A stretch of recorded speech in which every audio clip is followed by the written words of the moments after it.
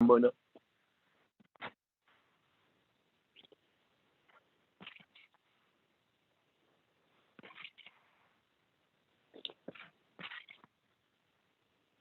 Ramona, are you there with us? Are you here with us this morning? Can you hear me now? Can you hear me now? I'm sorry, I I was speaking away. I guess I was muted. Sorry. Good morning, Chairman and Budget and Finance Committee members. Roll call for the Budget and Finance Committee of the Navajo Nation Council Oversight Budget Hearing, Wednesday, August 11, 2021. Jamie Henyo, in your location, please. Good morning. I'm President. I'm here in Rama, New Mexico. Thank you. Honorable Chairman is present. Honorable Raymond Smith Jr., and your location, please. Good morning, Shanetta. President, Tucson, Arizona. Thank you, Shanella. Honorable Vice Chairman is present. Honorable Amber Kenneth-Bacrati, and your location, please.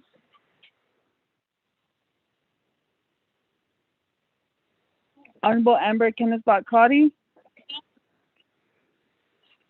Honorable Jimmy Yellowhair, and your location, please. Good morning. My location is right now is right in the middle of the summit. I'll be driving up. I'll probably report somewhere between summit and then I'll be in Winter in the Fort Defiance area. I'll be okay, in Fort Defiance. I'll be in Fort Defiance. I'm heading that way too. So thank you. Good morning. This is Doug McGee calling in.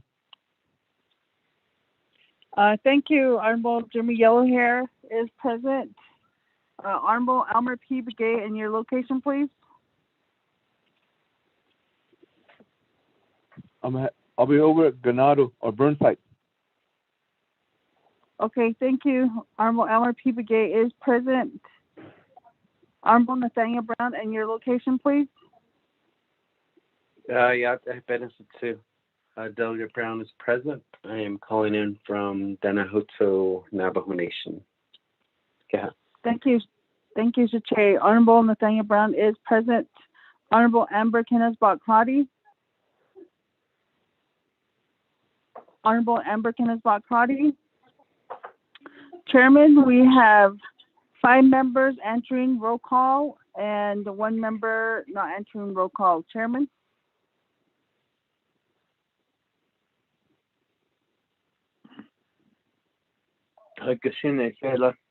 Thank you for that roll call.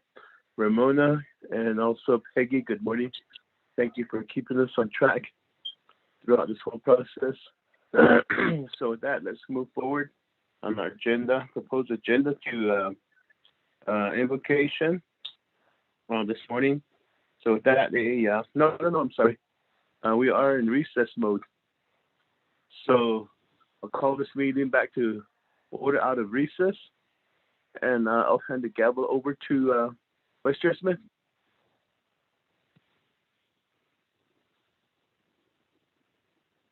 I should, Shananda, Chair Henyo, and committee members of the Budget and Finance staff, those that are here with us this morning.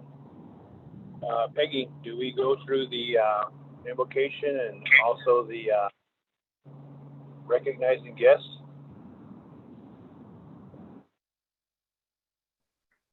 Vice Chair, good morning, everybody.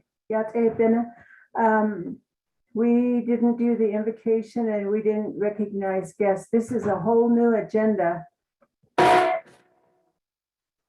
Vice Chair Smith. Vice Chair Smith is Henyo. Chair Henyo, go ahead. I like to just respectfully disagree. We recessed. We did not adjourn. We just recessed. So I believe that maybe legislative council might have other opinions, but I think we just continue on from there. That's my take on it, but I'd like to get consultation from Office of Legislative Counsel. That way we could just dive right into the business.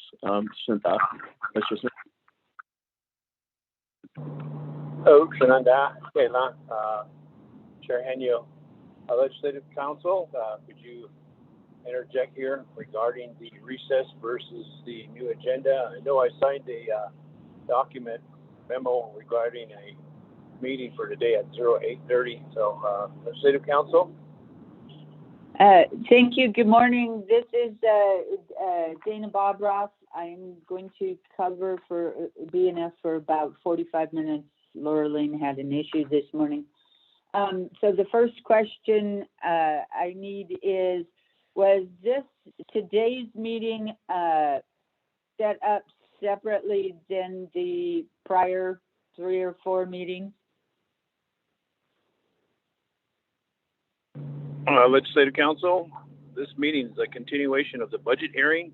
However, we didn't complete because there was some issues regarding the fixed costs, and therefore we decided to have our meeting within 24 hours and posted as the agenda. Thank you.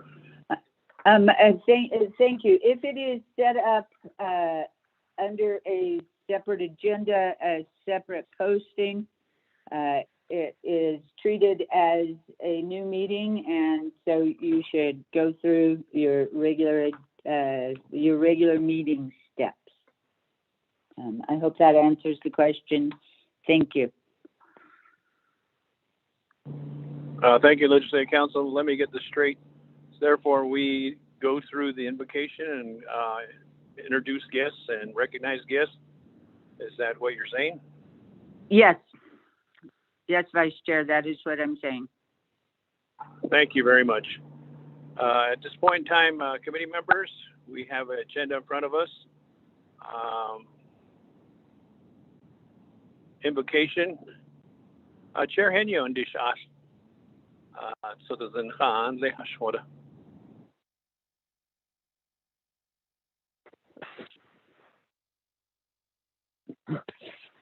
Abiga here Lachunanta, do the Binibi, a Kodo is not the honey clony by here. Hanao, any given a chance. Save Nache, Kodo, a peanut be day, Kodo, Sildizenda, Isimanasa, Yes, he should call on Lonnie the Count. But here, Hitler, Koda a yard at the end of the I need to know in the coin at Hosianigi. Ada Benache, the county, Benny Bigot, not at the Hegi. Jay, but Inani Kata di Kudo, Bishmahasane. Ada Benache, a deep base on that so gay, but in that is kiddo. The Yakonak, Navajo Soga, Navajo Nation, baby dot chigi. Ada I need no e no cotton a big. Get the house and a dish. A kilo down in 20 back here, Lincoln. I don't the decoy at the machine has tiggy, but I hate them. It's a nice Diego coin, another Nixon. The Koda Cody need the pedoni, leave a cashy that I gave in a chico. It's not the house, not the town of Derby, and not the house Lincoln. In the Kodoy at this change died, don't not say that Nikhil leader, needed not Kodo. The Indian, the Nachayati, not so in a Nikata. The Nachayati, Nina, that he would scan for instant. I don't his other would scan for instant, Jana, his girl. I don't know how to take case of the Jana Hayatio. I died his on for instant of dinner. In the national scene given a chance. I learned the need to but scale Hines and in the case with scale on Hines and the decoy a deep beanie region. A cornish down of sunny a year by Hill. I don't have enough a decoy. Hasin Zagashay at the deca, Nika Elias at Hinabakao. The Nache and Fada Yanko, a Hagushini garden that day. I couldn't die by a deal, Hobahade, Satit, Libinache, Nibada Haslia, and I don't know any than the niece about the Haslia, because not Ib, not Abbot Scott, innocent. It could a Navajo nation, larger to the state. Nahagi President Jonathan Nares, Ado Vice President Myron Liza, Ado Kadoni Tsile, Speaker Damon, Ado Nima, Madam Chief Justice Joanne Jane, Ado Dande Kudo, Partners Kadawi Sogo, Ad Yan Hat Ad Hegi Bitskato, Bitska Bainson, Ado and the Kudo Inaso. It's not the kato negan sadak kids negan da out. But I actually send up be bini be. I don't that it's a le hat one and that me hatching daka. No hat the halya kudo ya so last so with the dojo. So it ya that there's no in I don't know doka. Then sick case it's got by the innocent. Kan I don't know kan na doka. But season.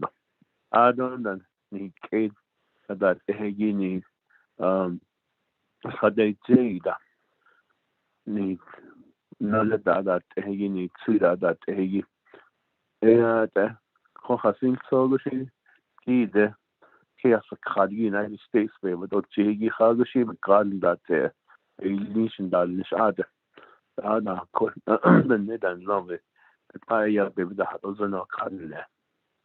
So that's subject no is done in the net. I need low diet so that is not. I don't know if she need Hanasni Hanigi. A creature behind there. My creature.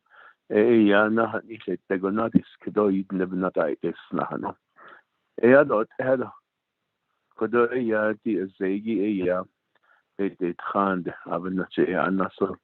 In which Hadi least make it also. Hagushin dotly. Jota yadin in there. But I to deals in the dispini be. Ani Kaya, that's from Nabahudanafia. Inkas Hadawi Sogo. And it's the deals not deep in be. Even as she had I at the Bini be, and each has Sita. Could I the not any given at J. Citizen Taylor. Ashibaho, Ishla, the lads has seen the ask each car shot the dot he's been a chain. Her that's a limit scout. A deep in EB a down it London. Eben at J. Could have John with it. No, eight say that the me not a John on it that. A larger John on the Katie John the arts honey now John. But I say that easy. Eben at J. Could you not sling? Was you not sling? Was you not sling? Was you not sling? Again, Vice Chair. Okay, lot Chair Henio, Citizen Hind, Citizen Juno, Hind, they announcements be so. Is there any announcements? Shenandoah on Finnegy? Vice Chair Smith, Chair Henio.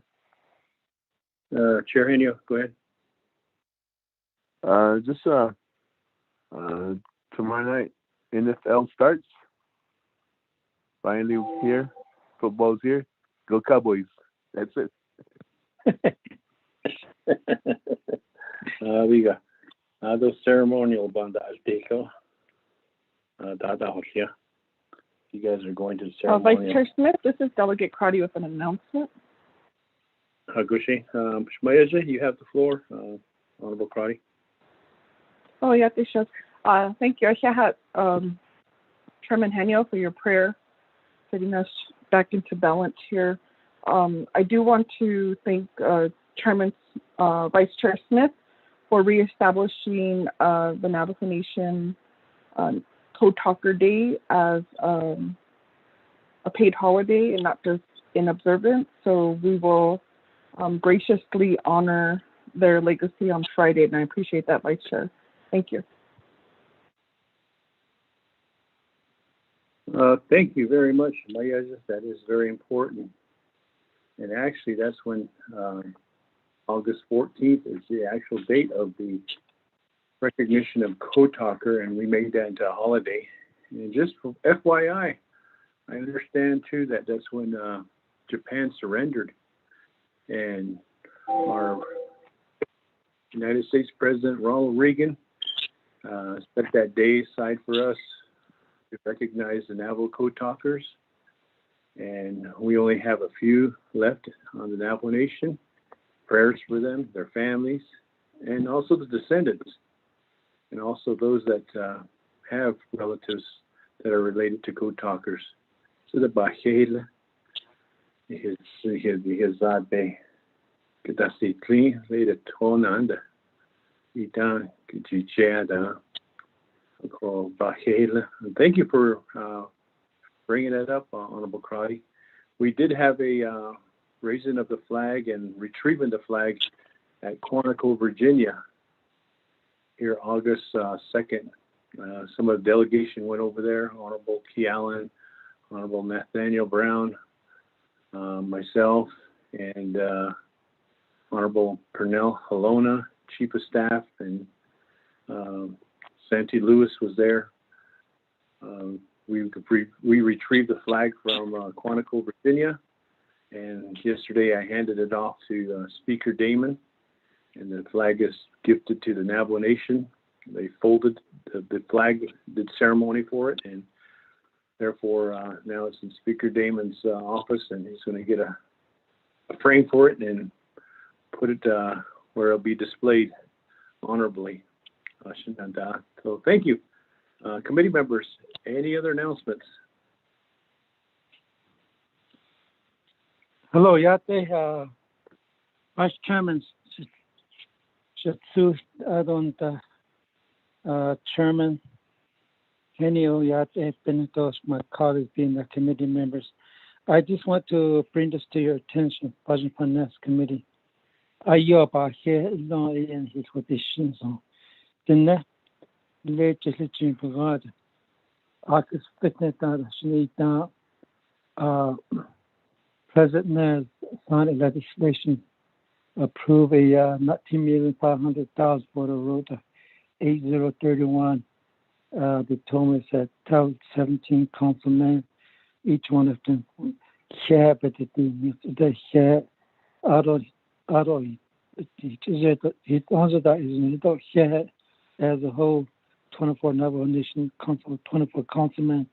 Thank you very much for your great help. I see share Hajon needed to the Big no have not this. It's a little to the by hearing me, he's not much aid daily. That the need so happy to deem that's no. Thank you very much, each one of you, being a committee. One sort of here on behalf of the Black Mesa, my community up there, for late opinion on the Black Mesa, Whipwell and Hartford area. I share it. Thank you. God bless each one of you. It's enough. I don't share it.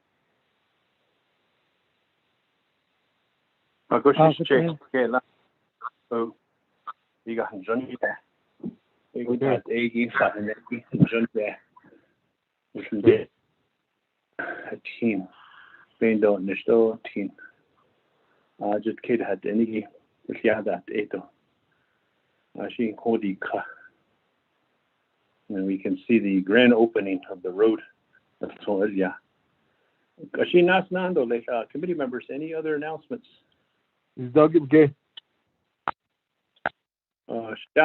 Honorable Elmer Begay, you have the floor.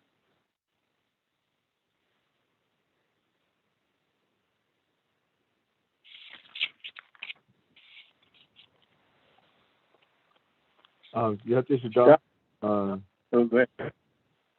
Yate Pen, though, Chindo, Tuzne Hazido down, Jamie Henio, Yatedo, other members of the Budget Finance Committee, and all the people that are on the line. So, other than that, the financing, as based about Hayaja, Aja, on the Sun Gido.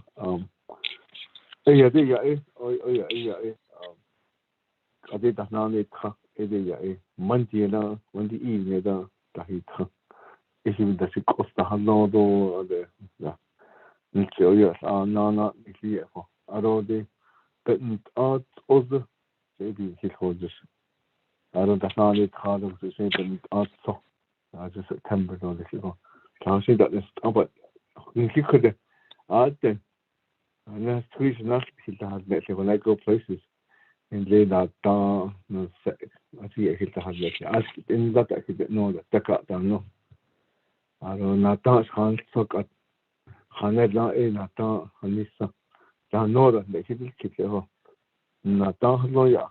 That hit need the ho. That's it.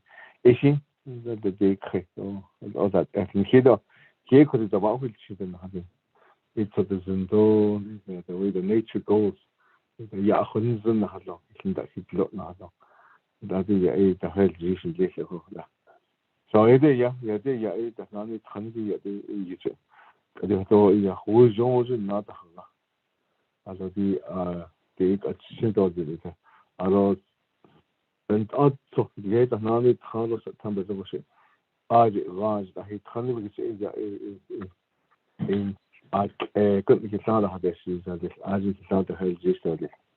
As in Haga, it he do was Jones with this limited in Haga. Me as a hard at it, then Haga Hata. Alan than they as then then limited and that I think that is class.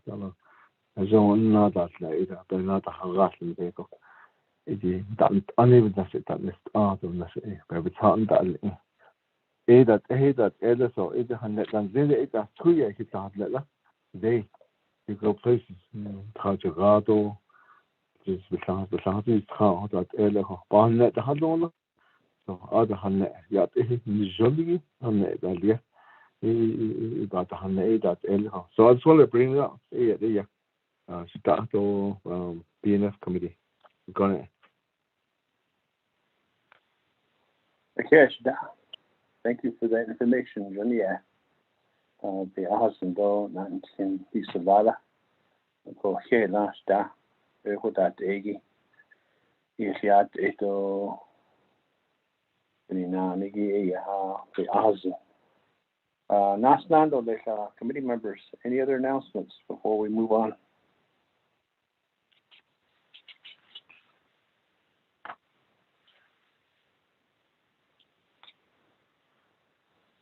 This is Delegate Brown. Honorable Brown. Honorable Brown, you have the floor. Oh, yeah. I've been listening to some conversations. Yeah, first of all, Shanant Ado, the Nebanat Ketnik Lini, the Nebanate Nashi, Johnny Ado Shama, Kodos getting date Nashi, Dos two, Krankakan Ash. In Kishing, you guys are really pushing the nation and understand budget and finance to the dish and to everyone who's helping us in the process, OMBOC, and then also our attorneys and all the staff. Thank you so much. The one thing that I want to bring up that's really important, it's brought to my attention yesterday through some of the health updates, is the Delta variant. We're well aware that it's here on the Navajo Nation, and it's in a lot of our smaller communities right now. So please remind everyone, family, to wear masks and sanitize, and to limit travel if you don't need to as well.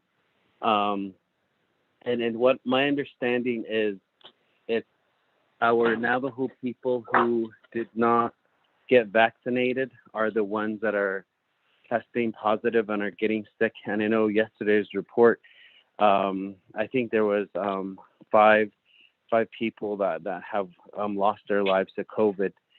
So, and also the other thing, Shanant, that I think the numbers don't show is that I'm not sure if Donovan is listening from Speaker's office, but I know that he is appointed to listen to the meetings every evening.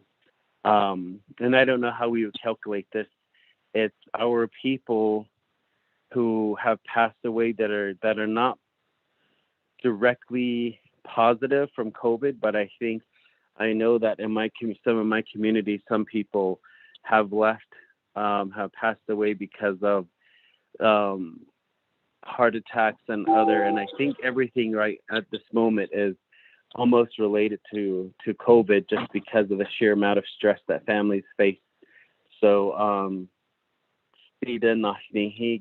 so yeah, chair for praying, and then also so again, I'm gonna ask that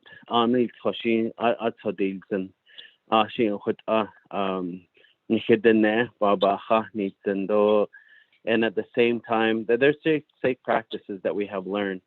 So if we can continue to encourage our people to wear their face mask and to encourage everyone else around us, and I know that really helps. And I'm not sure, and then I just tell people, the vaccine is there. I know that some people are weary of the vaccine, but please be aware, and then just use caution and safety. Yeah, thank you, Vice Chair. Thank you, Honorable Brown, for that information regarding the Delta. We don't really know, but I see that. Yeah, just like what Honorable Brown mentioned, that we really need to take care of ourselves, and those that haven't got vaccinated, so encourage them to get the medicine. Vice Chair. Yes, Honorable Brown, go ahead. I'm sorry. One thing that I forgot from the presentation was, and the reason why it's so important that we want to encourage everyone to wear their mask, is all the hospitals surrounding the Navajo Nation, in Phoenix, Albuquerque, their beds are being filled up by basically non-natives. So people from Texas and Nevada are taking up the hospital beds at this time, just because other populations are not wearing their face masks. So that was the real reason why that was what was stressed by IHS, that these hospital beds are filling up surrounding the Navajo Nation. But I'm glad that we have a high percentage rate of our people are vaccinated. So that was the main reason why. So just to be conscious of that also. Yeah, thank you, Vice Chair. Thank you, Honorable Brown. That's important to know. These are things that we need to be aware of, and also tell our loved ones and our relatives and our friends and those that we associate on a daily basis that we need to take precaution. And I think, I don't know if speaker is listening in, but I think we need to get a hold of the health and have them give us an update and make that aware of to the chapters and to our folks at the local level. This is IAC Bahastia, and we need to make sure that we don't have any further cases and have a spike in this COVID-19 or this Delta. Thank you, Honorable Brown. Committee members, any other announcements?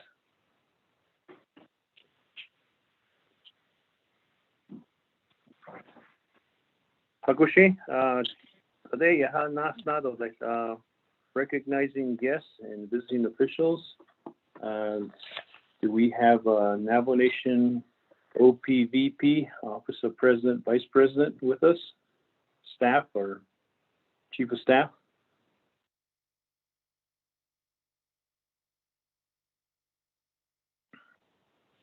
Do we have Chief Justice or staff with us from the judicial side? Ashkeja.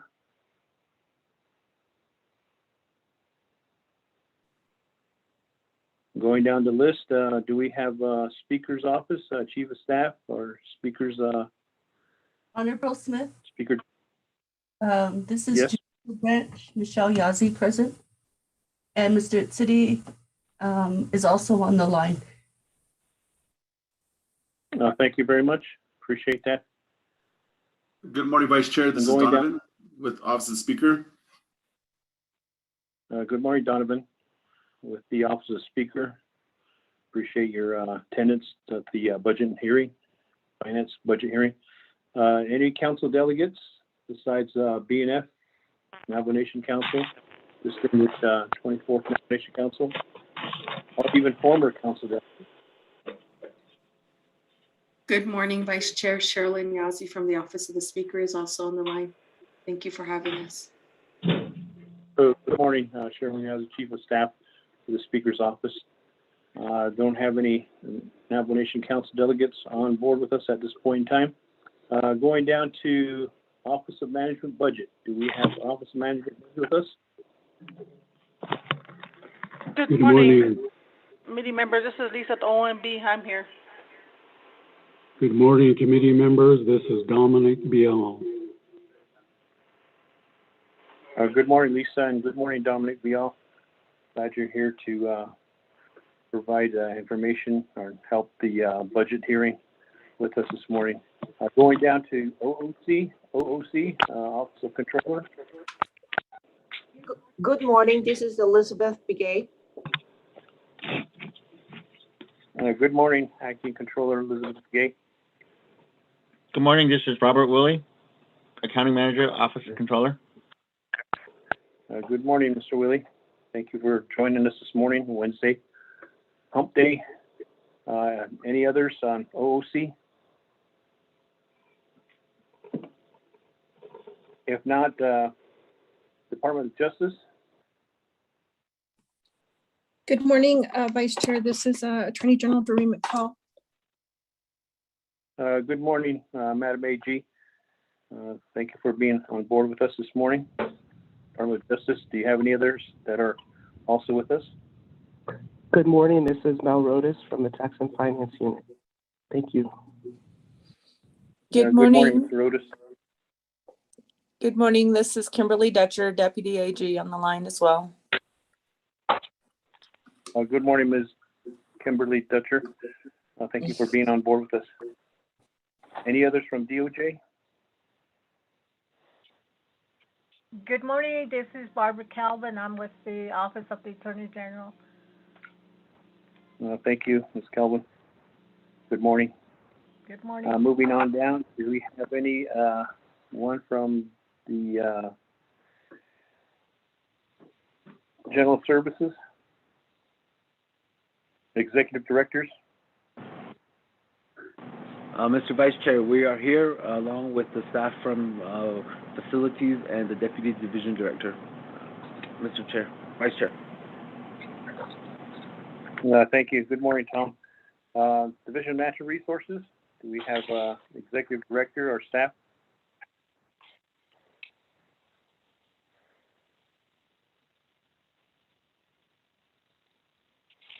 I don't hear any. Division of Human Services?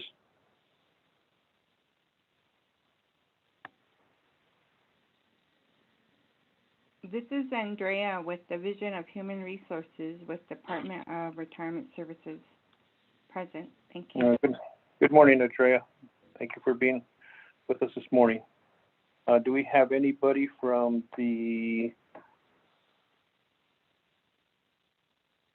Navajo Tax Commission?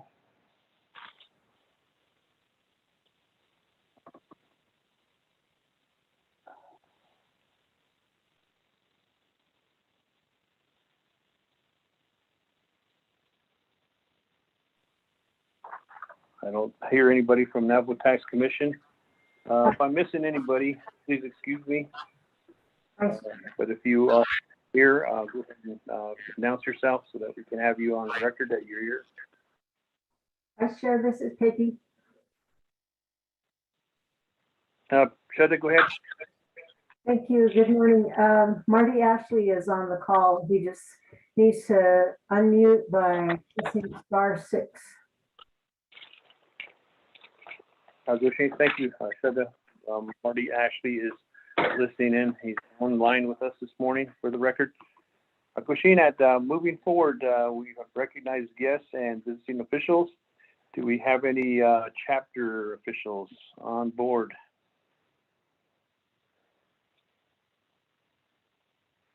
They're also very important with us to move this budget along too.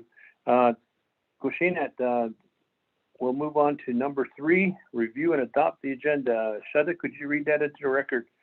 Today's agenda.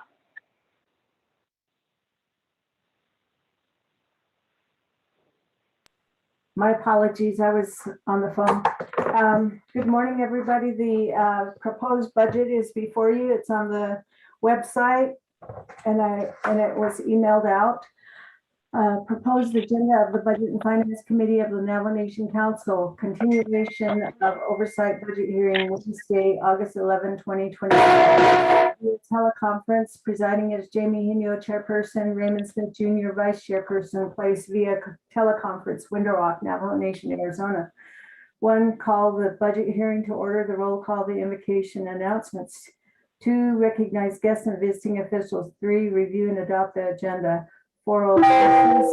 A, legislation number 048-21, an action relating to the Budget and Finance Committee approving and recommending to the Budget and Finance Committee the proposed fiscal year 2022 budget for fixed cost Office of Administrative Services, Division of Human Resources, Department of Justice, Judicial Branch, sponsored by Jamie Hino and Elmer P. Begay, council delegates.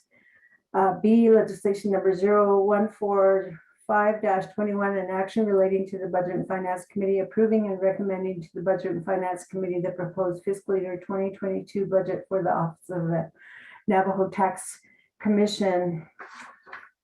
And then 5 is revisits and final recommendation. 6 is adjournment. Mr. Vice Chair. Thank you, Shada. Motion for the adoption of the agenda. Motion by Hino. I'll recognize Honorable Chair Hino's motion. Second. Yellow hair, second. Recognize Shay's second. Jimmy Yellow Hair.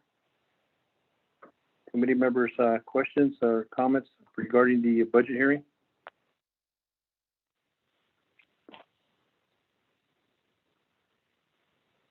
Committee members, I guess this question would be posed to Legislative Council or maybe Peggy regarding the old business.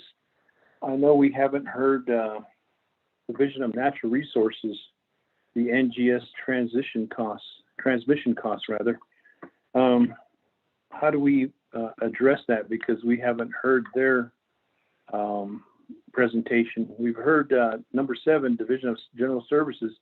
That's where we tabled this legislation to revisit, and how do we fit in Division of Natural Resources, because this is under the legislation 0148-21.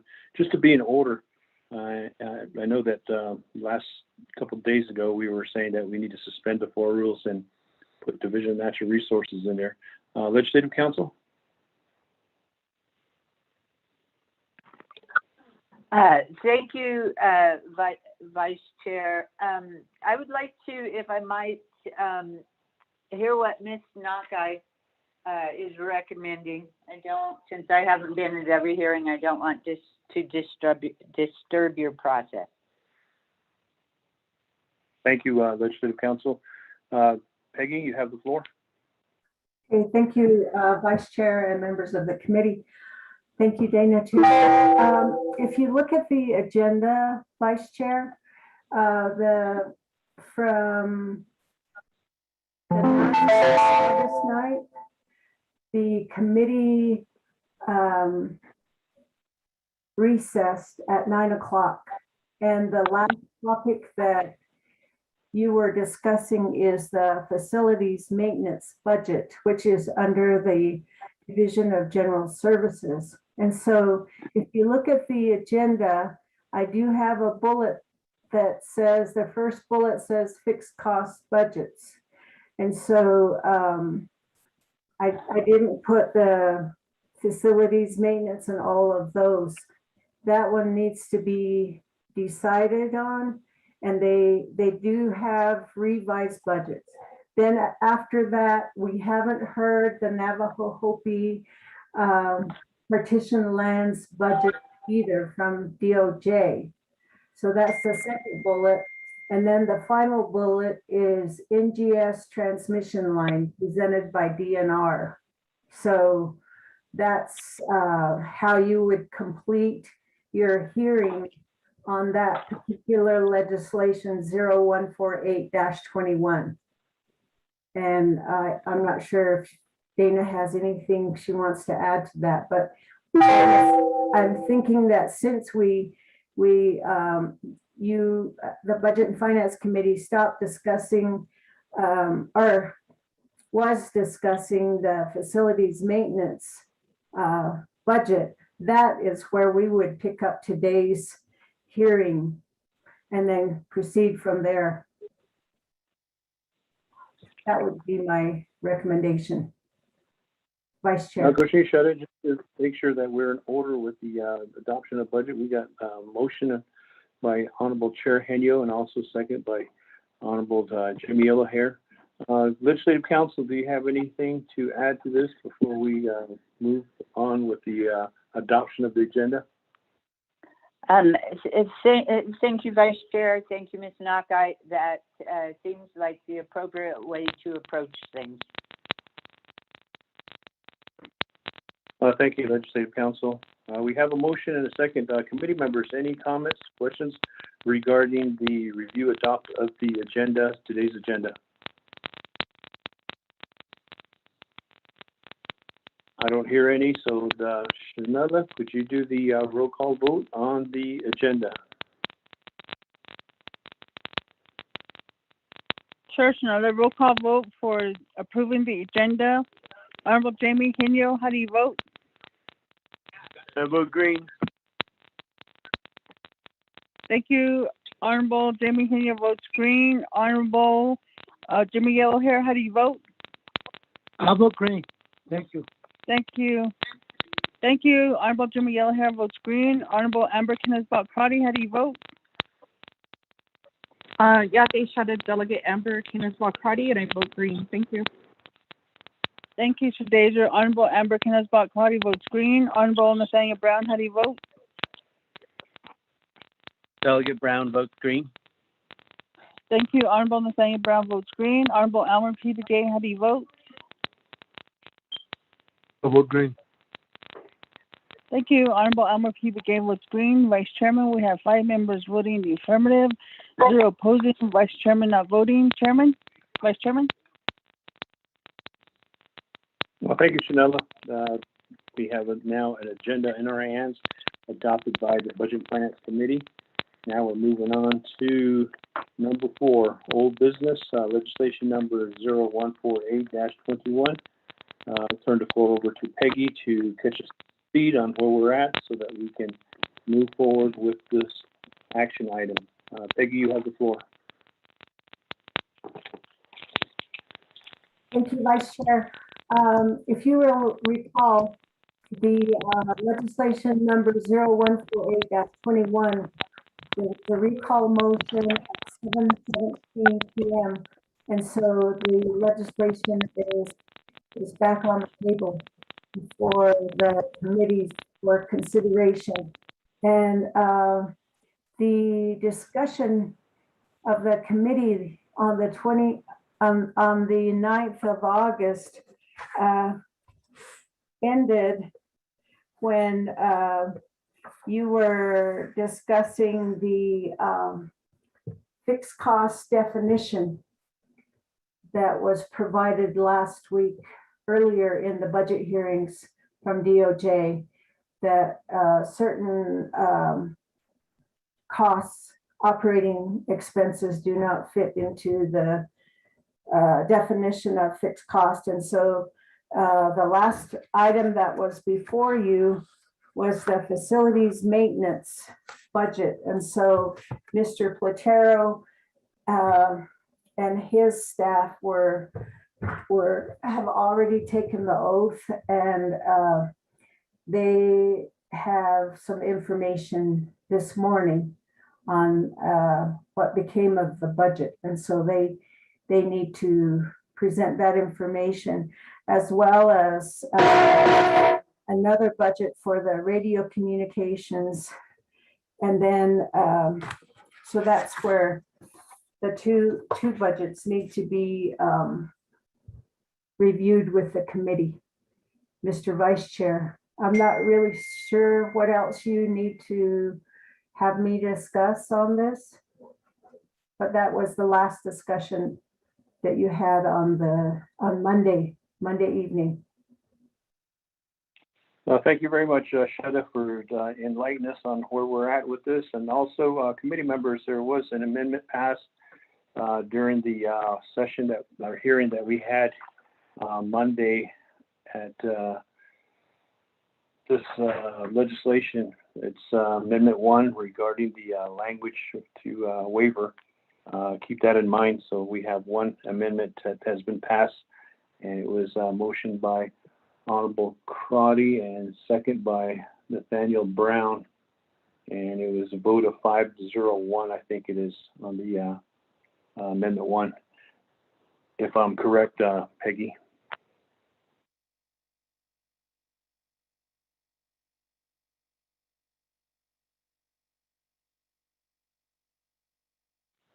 Committee members, moving forward on legislation 0148-21 has been read into the record. Therefore, we have sponsor Chair Henyo and also co-sponsor Honorable Elmer Begay, also Honorable Amber Crotty. At this point in time, I will turn the floor over to sponsor Chair Henyo. You have the floor.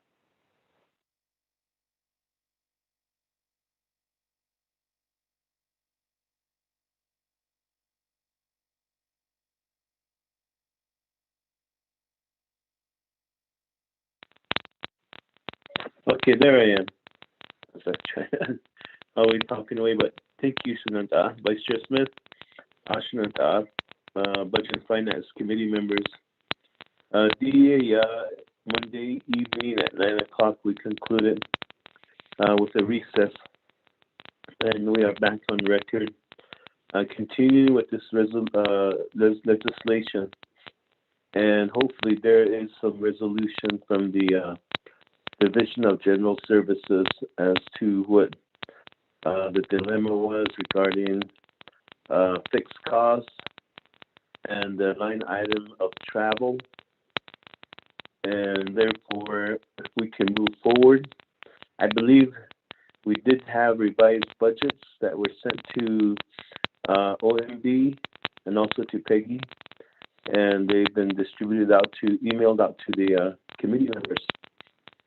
So with this, I'd like to defer the discussion, the floor to Ms. Lisa Jim with Office of Management and Budget to inform the committee of the progress of the revised budget for the Division of General Services and regarding the fixed cost accounts. Thank you, Vice Chair Smith and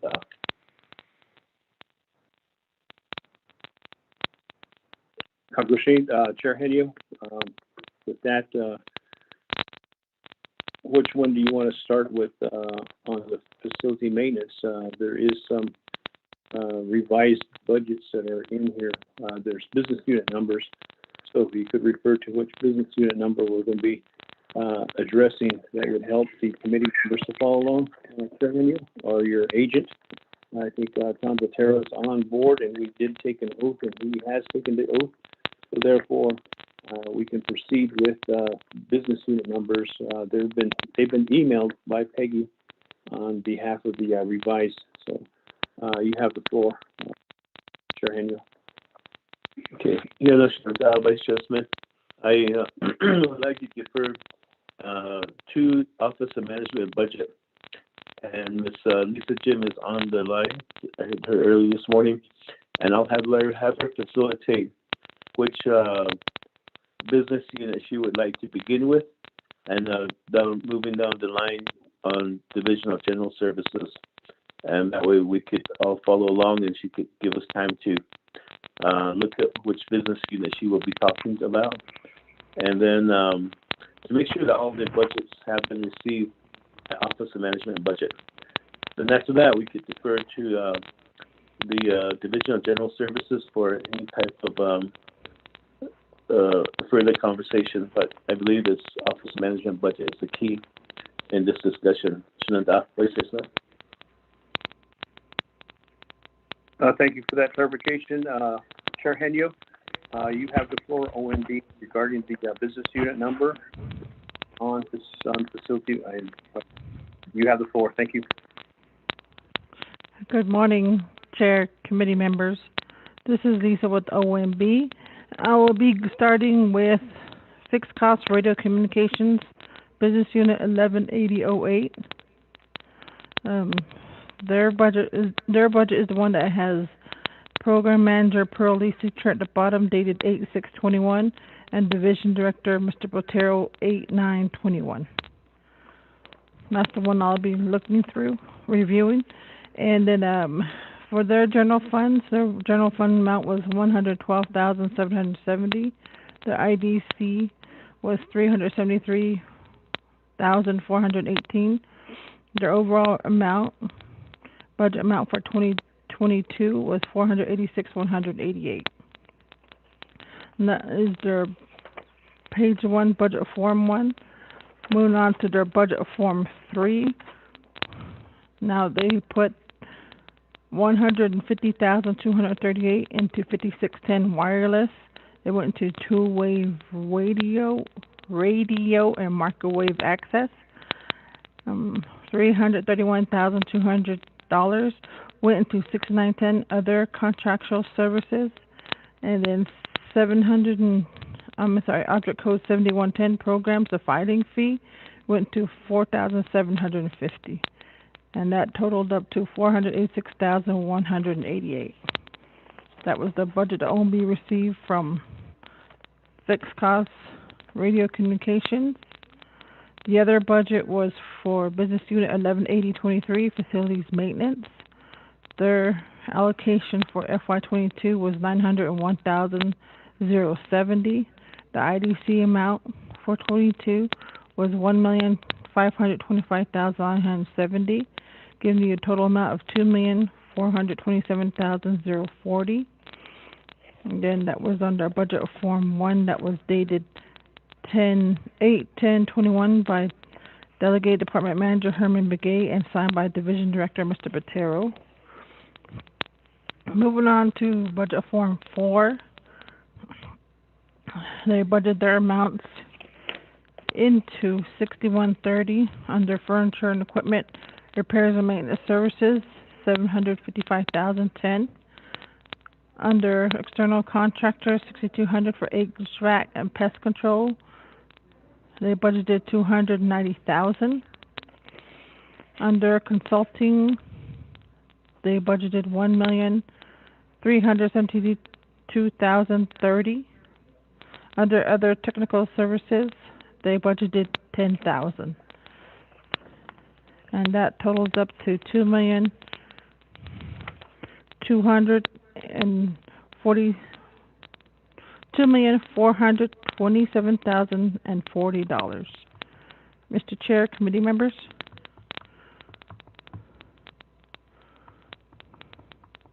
Well, thank you, OMB Lisa, for the business unit numbers on behalf of 118008, fixed cost radio and also facility maintenance 118023, and the information provided, the revised. Committee members, back to committee members. Any questions regarding the revised? Vice Chair Smith, this is Delegate Crotty with a question. Honorable Crotty, you have the floor. Yes, thank you, Vice Chair. So I'm looking at the budget, and so my assumption is that DOJ assisted the programs on the fixed cost. And so I'm looking at, so this is my concern. It appears then, I'm not sure then if the program had additional fixed costs that they could use, because there's also their indirect cost is part of this budget. And so I just need to ask or confirm that this meets the definition of fixed cost, or if there's areas that the committee needs to decide if that is a fixed cost amount or a fixed cost expenditure. And I'm just looking at contractual services where the money was added from, actually this whole budget decreased by 51,000. So let me start, I'm sorry, Vice Chair. Let me ask OMB, where does that 51,225 go if it's reduced from this budget form? Where does this committee expect to see that, either in another budget or what funding source? Help me understand what happens to that money. And then just asking the program if this is actually your fixed cost, because then my assumption is we won't really see, we should only see minor either increase or decrease depending on the fluctuation of the market, like for utilities or whatnot. I could rephrase that question, Vice Chair, but I just want to make sure we're getting this right with the time and energy we put into the fixed cost definition, the OMB form, and now seeing that there's a $51,000 decrease. Thank you, Vice Chair. Thank you, Honorable Karate. At this point in time, committee members, any other questions regarding the two budgets that were revised here before I turn the floor back over to OMB?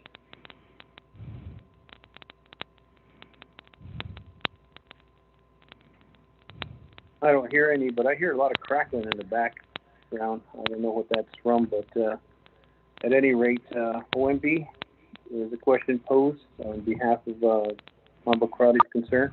You have the floor. Thank you, Honorable Crowley and committee members. The budget that Delegate Crowley is referring to is Business Unit 118008, Radio Communications, and she's referring to Budget Form 1. So in column A, it says NNC Approved Original Budget. That is the approved FY21 budget per CN 8820. So this is how much they received last year for this program. The $537,413. Column B is the proposed FY22 budget. This is how much they received this year in their allocation. And the 51,225 is the difference. Mr. Chair, committee members.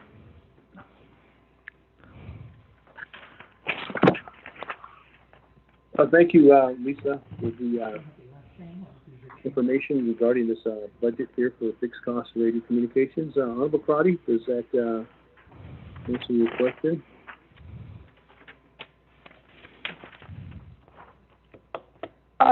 Thank you, Vice Chair, committee members. Let's see. I am just going to try to make sure that I'm on the right budget item. So I'm at 118001. And so I have my original budget here for the legislation. And because it states that radio communications hold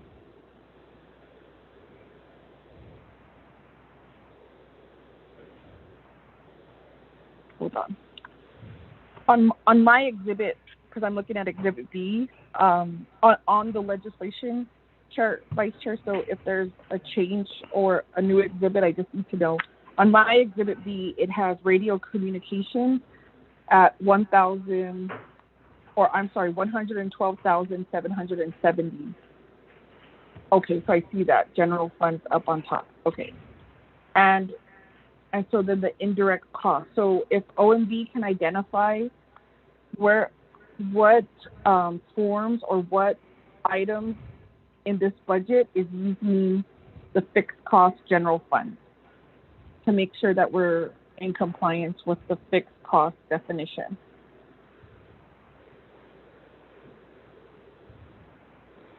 Okay, Delegate Crotty, you want committee members, so you want the general fund and the IDC budget separated? Is that, am I understanding you correctly? Okay. Am I muted? No, we could hear you. Okay, let's have a little control here before we start just conversing back and forth. Lisa, you have the floor regarding the Claudia's question. Thank you. Okay, my apologies, committee members. Delegate Crowdy, your question is you want to see how much was going to general funds and how much was going to the IDC, correct?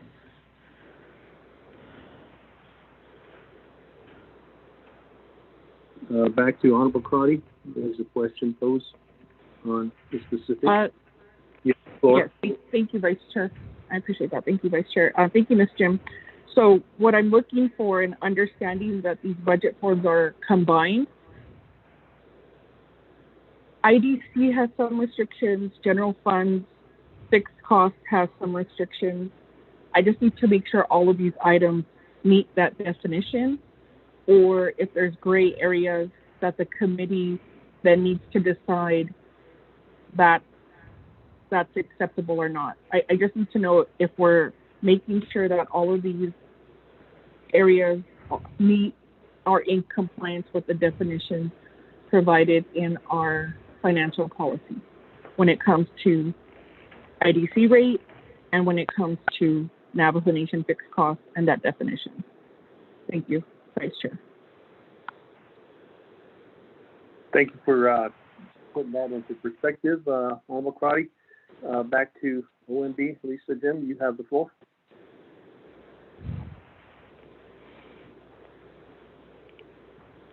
Okay, thank you, Chair, committee members, Delegate Crowdy. So for fixed costs, we are following the definitions in the FY22 Budget Instructions Manual for fixed costs, which also includes on the same page 24, the FY22 BIM. Fixed costs is number 12 on the definitions, and IDC is number 16. So we are using both of those definitions for IDC. And since it's for providing centralized government support services to us, to OMB, these do follow under the IDC and fixed cost guidelines.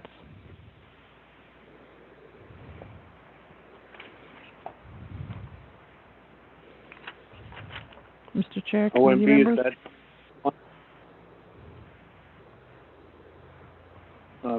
OMB, thank you. Back to Honorable Crowdy. Follow-up question, or is that sufficient enough for your inquiry? Back to Honorable Crowdy.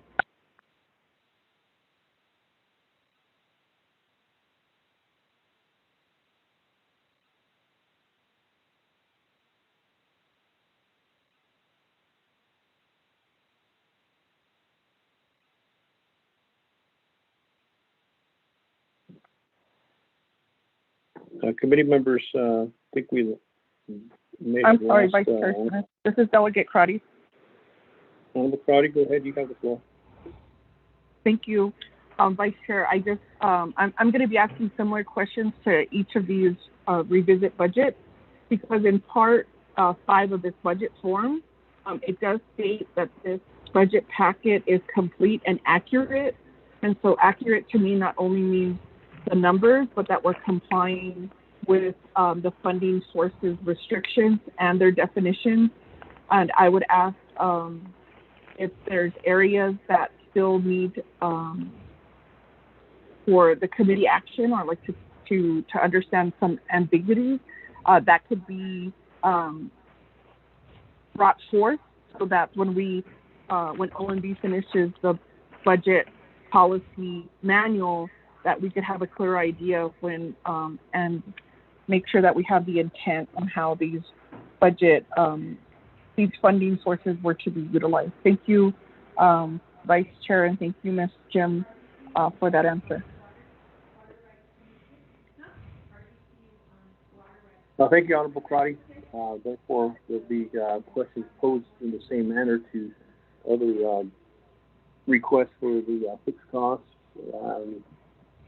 revisions, and that's coming forth. So those that are listening in, I'm sure they're preparing for that, Honorable Claudia. Committee members, any other questions regarding the summary of this revision?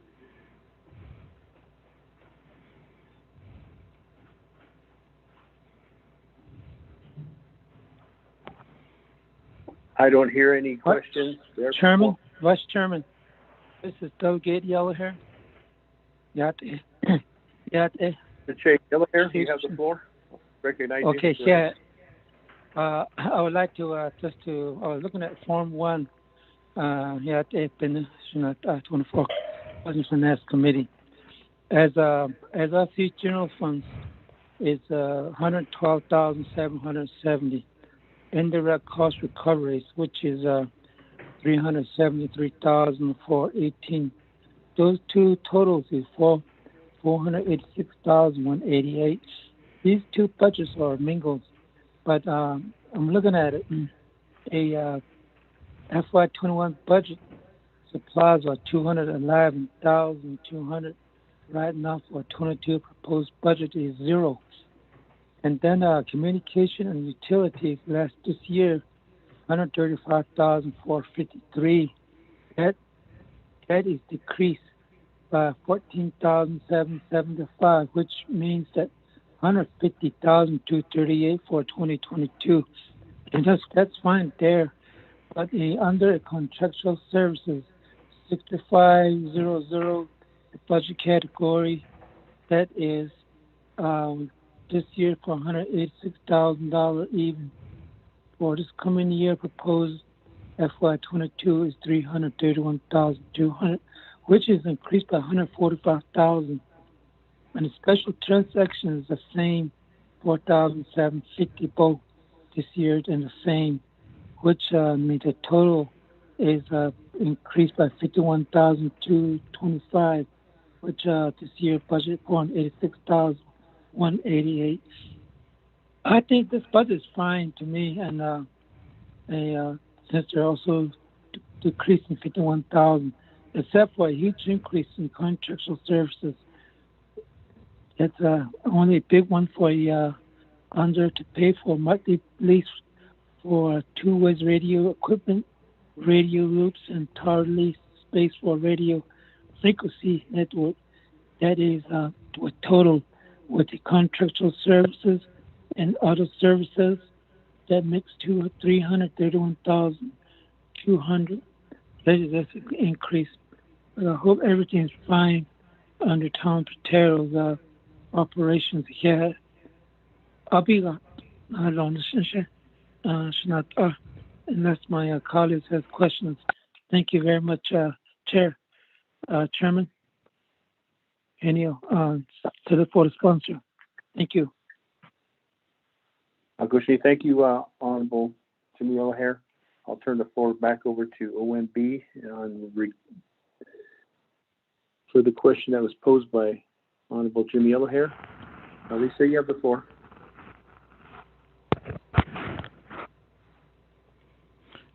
Thank you, committee members. Yes, OMB is satisfied with this budget. Mr. Yellowhair, Delegate Yellowhair, committee members.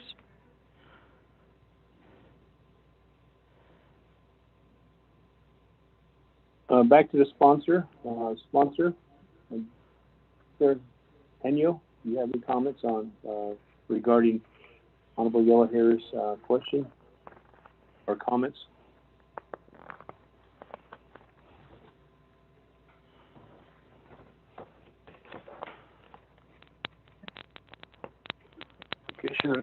Vice Chair Smith, I believe that it would be up to the committee through their votes. If they feel comfortable with it, then they'll vote green. But if there's still some issues that need to be resolved, then that's what today is for. So we need to move forward. If they are resolved, then yes, we can go to a vote. But if there's still issues that are still there that still needs to be questioned, then we need to move and fix those. That's just it. Thank you, Chair Henio. Therefore, back to committee members. Any further questions on this? I think we're wrapping this up on the summary from the fixed cost radio communications and facility maintenance. If so, then we can move forward to the next item on the agenda regarding the fixed cost budgets. I'm not sure if there's any further ones that need to be heard. Peggy, do we have any other fixed cost budgets that we need to entertain? You have the floor, Peggy. Okay, thank you, members of the Budget and Finance Committee. I was thinking, if you have your initial agenda that we did starting on August 5th, and the initial agenda that we had, it shows a breakdown of the fixed cost that has a whole listing of the items. So the judicial branch was listed as number 2, and I believe that they have informed the committee that their budget forms were revised, but I didn't hear whether or not the committee was okay with that, with the budget, if they accepted it, if it was okay with OMB and all that. So that would be the next one. And I believe the next one after that would be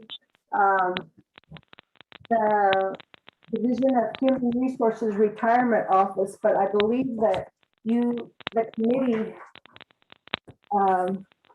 was provided an overview of the changes in the exhibit forms, exhibit A, B, C, and D, E. Those were also presented to you previously on the 9th.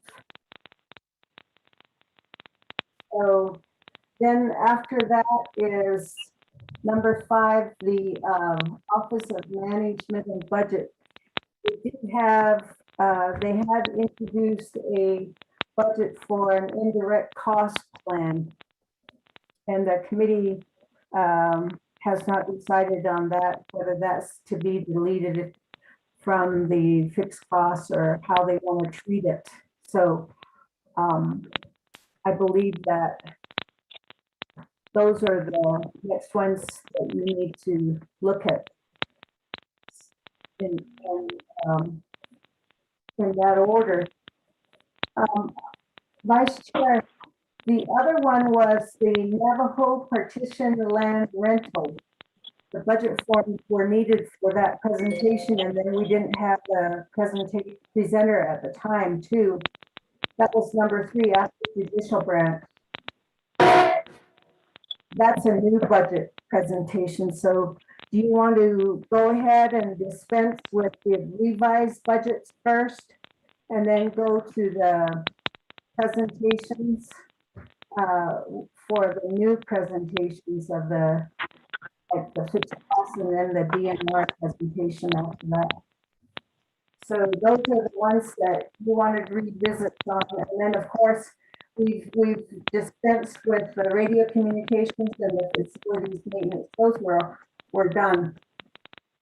So those items are out of the way.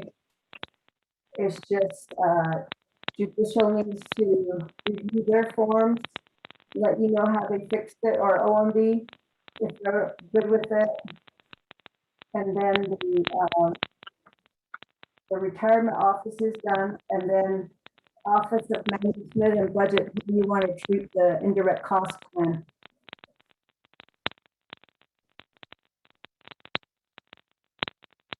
Thank you, Peggy, for walking us through this. I think as the hearing consists, the reason why we tabled this was to entertain the amendments. So let's continue with the amendment. Then we'll go into the Navajo partition land, and then also NGS by Division of Natural Resources. So that's how the agenda is adopted. So the next one would be, I guess, back to OMB. Which one do you want to present as the revisit on behalf of the amendment? OMB? Thank you, Chair, committee members. We can go to the DOJ fixed cost litigation N01,000 and to, Business Unit N01,000 and Business Unit 118013, the Navajo Hopi Partition Land Rentals. Mr. Chair, committee members. Back to Lisa. I don't see it in my laptop. I see business unit numbers 118008 and 118023. I don't see the ones where you just mentioned. Peggy? Yes, Vice Chair. Peggy. Vice Chair and Lisa. Lisa, the fixed cost litigation budget, back to Vice Chair, that was emailed out at 9 o'clock. So check your email around 9 o'clock from Peggy. I sent that and that was forwarded. The order that we're following would be just the fixed cost litigation, the changes, the revisions on that. The Navajo Hopi partition land, like Vice Chair stated, that would follow after all of the budget amendments are discussed. Because that presentation wasn't heard from DOJ the other day. They didn't have a presenter and they didn't have budget forms. Oh. Okay. Thank you very much. OMB, we continue with revisions. We haven't heard Peggy stated. Lisa, Jim, you have the floor for the revisions of the hearing here. Okay, thank you, Chair, committee members. The next one would be OMB, the IDC plan. And I can refer to Dominic on that one. Mr. Chair, committee members. Thank you, Lisa. Mr. Dominic, you have the floor.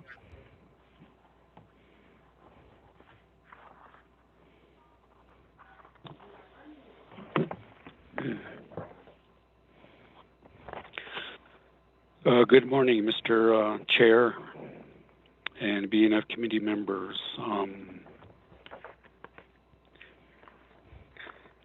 So I take it you want me to explain further the indirect cost plan budget within the fixed cost group.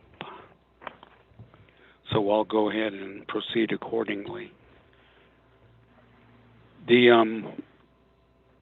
indirect cost plan budget is intended to provide funding so OMB in concert with OOC, DOJ, and various divisions can work to get the annual indirect cost plan completed. And then that particular plan then goes to the Interior Business Council of the federal government, who reviews it, studies it, requests additional information, or whatever they need to do. Then they arrive at a proposed indirect cost agreement, which the Navajo Nation then accepts if it all appears to be in order. So that sets the IDC cost pool for the Navajo Nation. And then correspondingly, it also sets the IDC rate, currently at 18+%. And we have two proposals pending at the moment.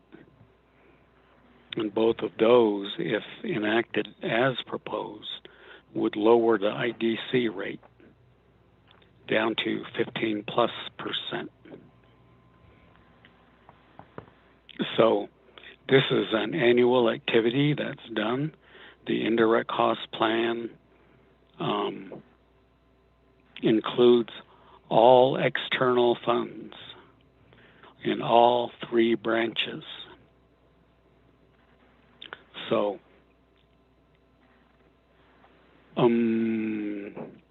roughly, I got to remember exactly, but roughly 15 years ago, this funding was set and put into the fixed cost group. And it continues to this day. Now the funding amount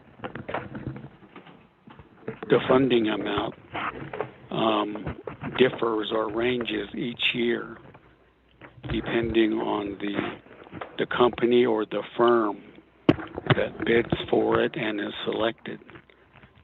Depends on their cost. We would, generally speaking, follow the Procurement Act by going with the lowest bidder as long as their proposal satisfies the work requirements, they're qualified, and so forth. Currently, it's MGT Consulting, and we use the Wichita, Kansas office. So in general, that's the rationale, the logic, and why it's there. I understand that one of the attorneys or attorneys to be in DOJ informed the committee that this may not be eligible. Now, I don't know. I've been asking why, and there hasn't been a response. Cordell Shorty, are you on the line? Point of privilege, Delegate Crotty.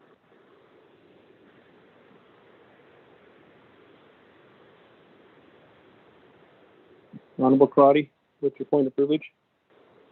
Thank you, Chair, Vice Chair. So if Mr. Bial's the statement was that DOJ had raised a possible issue on the expenditure and has not received feedback on why the consultant may not be in the definition of fixed cost. Can I ask DOJ and Legislative Council where are we at when it comes to the fixed cost definition, and if staff can scan and send the committee page 24.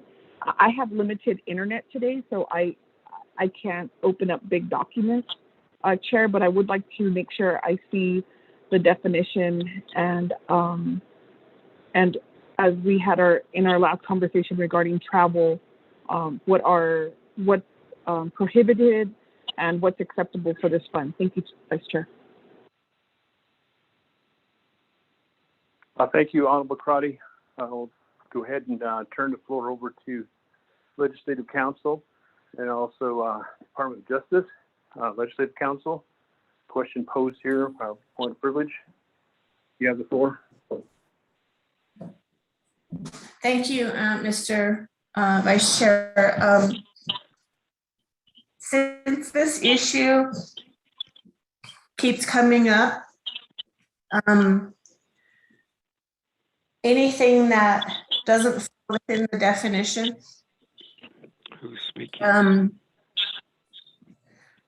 Would have to either be changed to fit the definition, or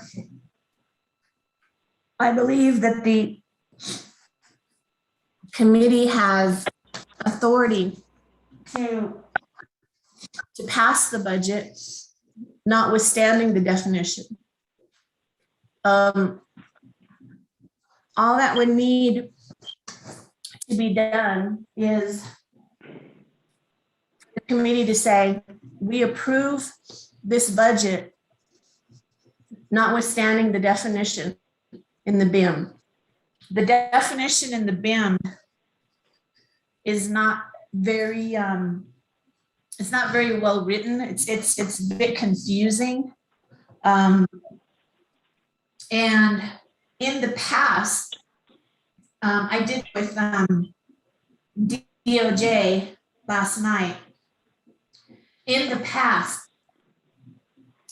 these expenses were they have to put some of these expenses somewhere.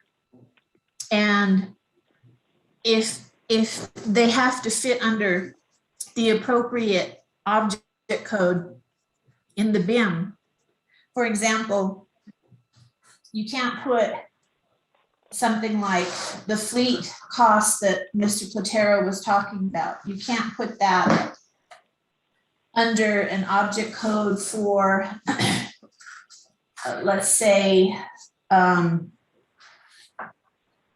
fees and permits, or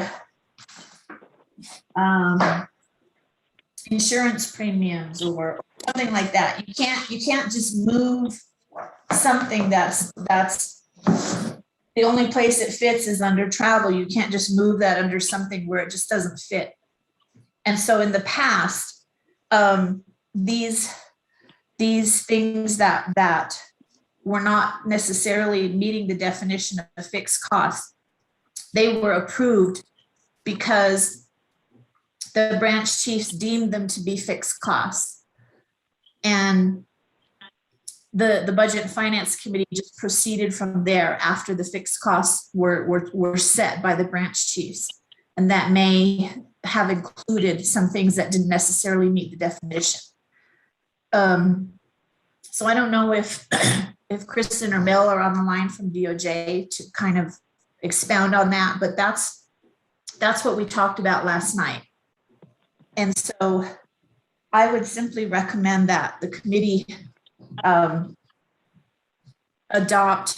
the budgets, notwithstanding the definition in the BIM. I'm gonna send that definition out to the committee members right now so everybody can see that definition. So I hope clarifies things a little bit. Thank you. Thank you, Legislative Council. Department of Justice, you're next on the. Mr. Vice Chair. Mr. Mills, Rodas, you have the floor. Good morning, Mr. Vice Chair and honorable members of the committee. Thank you for the opportunity to speak on this. I think I see it slightly differently than Mr. Pahi here. I think maybe it would be beneficial for me to read the definition again. I realize that it's been read before, but there might be benefit to it. So if that's okay with you, sir. All costs not out. Go ahead and read it. Sorry, sir. Thank you. All costs not allocable to a Navajo Nation central governmental unit. Okay, so these costs are incurred for the operation of the overall Navajo Nation government and exclude capital fixed costs. Fixed costs generally include outlays for insurance, utilities, rent, debt service, and other commitments. Such costs do not include personnel, travel, contributions, etc., that are not deemed fixed cost expenses because they're regular program operating expenses. So in terms of IDC,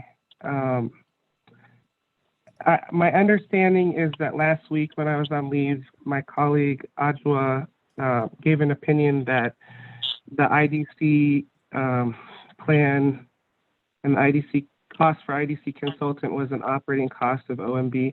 I actually disagree, so I would like to rescind that prior advice.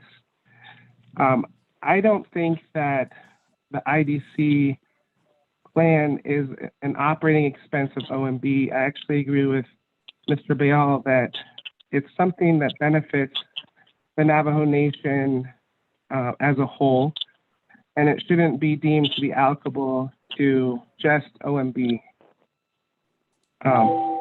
Although OMB is responsible for communicating with the IDC consultant and for signing off on the IDC proposal that's submitted to Department of Interior, as Mr. Bayal said, IDC rate is something that applies to all three branches of government, and it shouldn't be a cost that's just absorbed only by OMB. Additionally, I think that we may have focused a little bit too much on the last sentence of the definition and not really fleshed out the first portion of the definition. And so I think that what I'm trying to say is we don't need to make an exception to the definition. We don't need to say we approve the budgets notwithstanding the definition of the BIM. I think that the IDC plan and the cost of the IDC consultant meets the definition of fixed cost in the BIM. So thank you, Mr. Vice Chair, members of the committee. Thank you, Department of Justice, Mr. Mel Rodas. Back to Honorable Crotty. Do you have a follow-up question?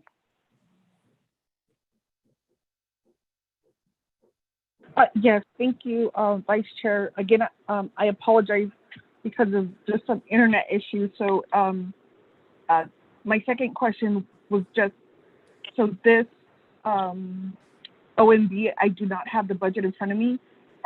Are they receiving that from general funds fixed cost or from the IDC funding? Thank you, Vice Chair. Thank you, Honorable Crotty. Back to OMB. You have the floor, OMB.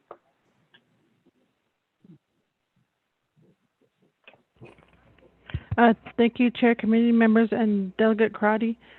The IDC plan budget for OMB, the $18,385, is coming from the fixed costs. No IDC.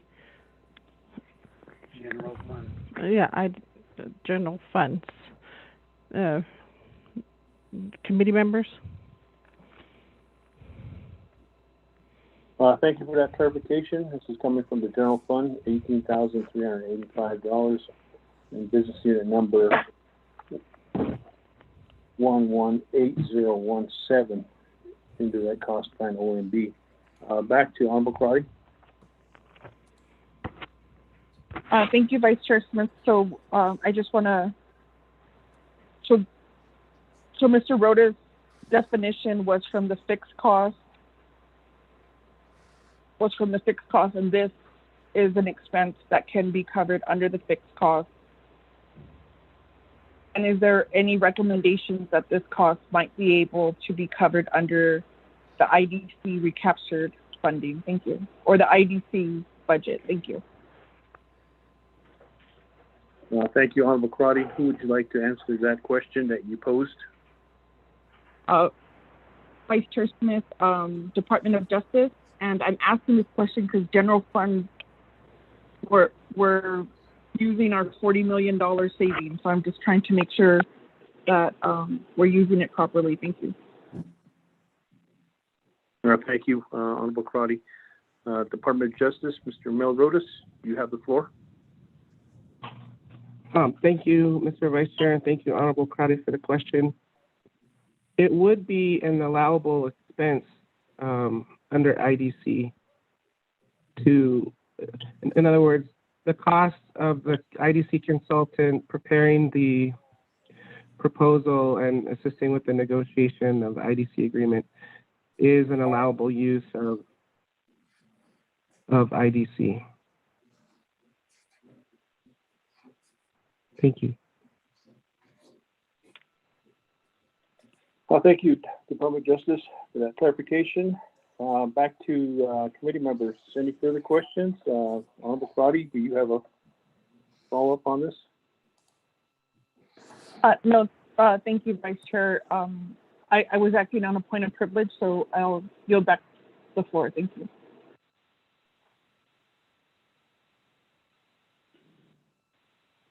Thank you, Honorable Crotty. Back to OMB, as you were stating, you have the floor.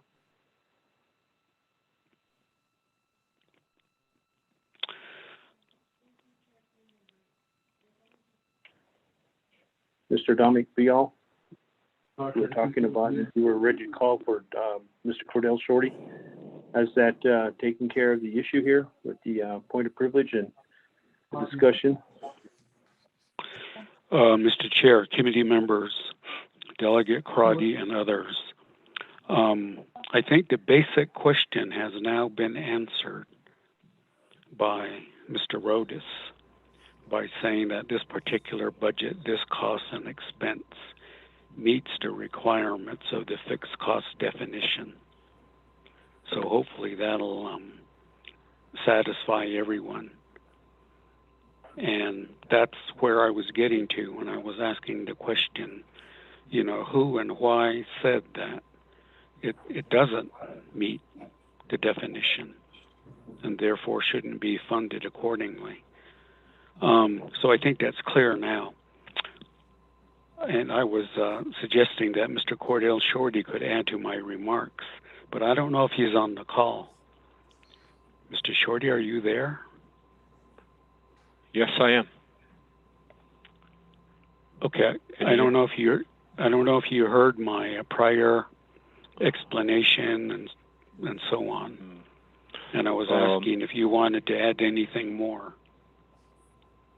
No, I think the clarification by Mr. Rodis of DOJ is clear and it helps. And I think the question and the issues pretty much been clarified now. So the comments made and guidance provided, I think, is sufficient. Thank you.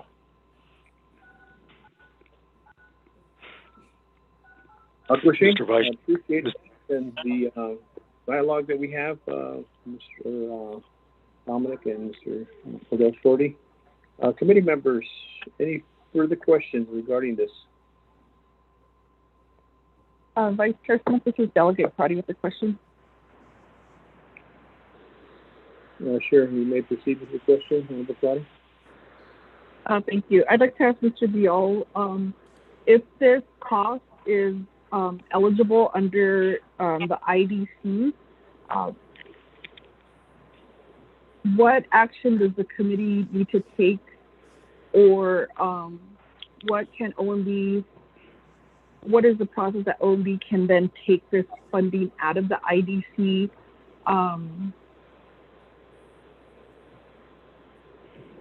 The IDC fund that was allocated to OMB, since this can be absorbed by that IDC distribution. Thank you, Vice Chair.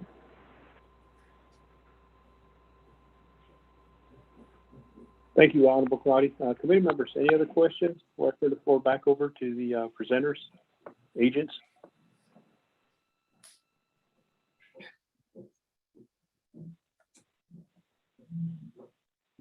I don't hear any. Therefore, presenters, agents, you have the floor. Mr. Chair, this is Dominic Bial. Responding to the question posed by Delegate Crotty.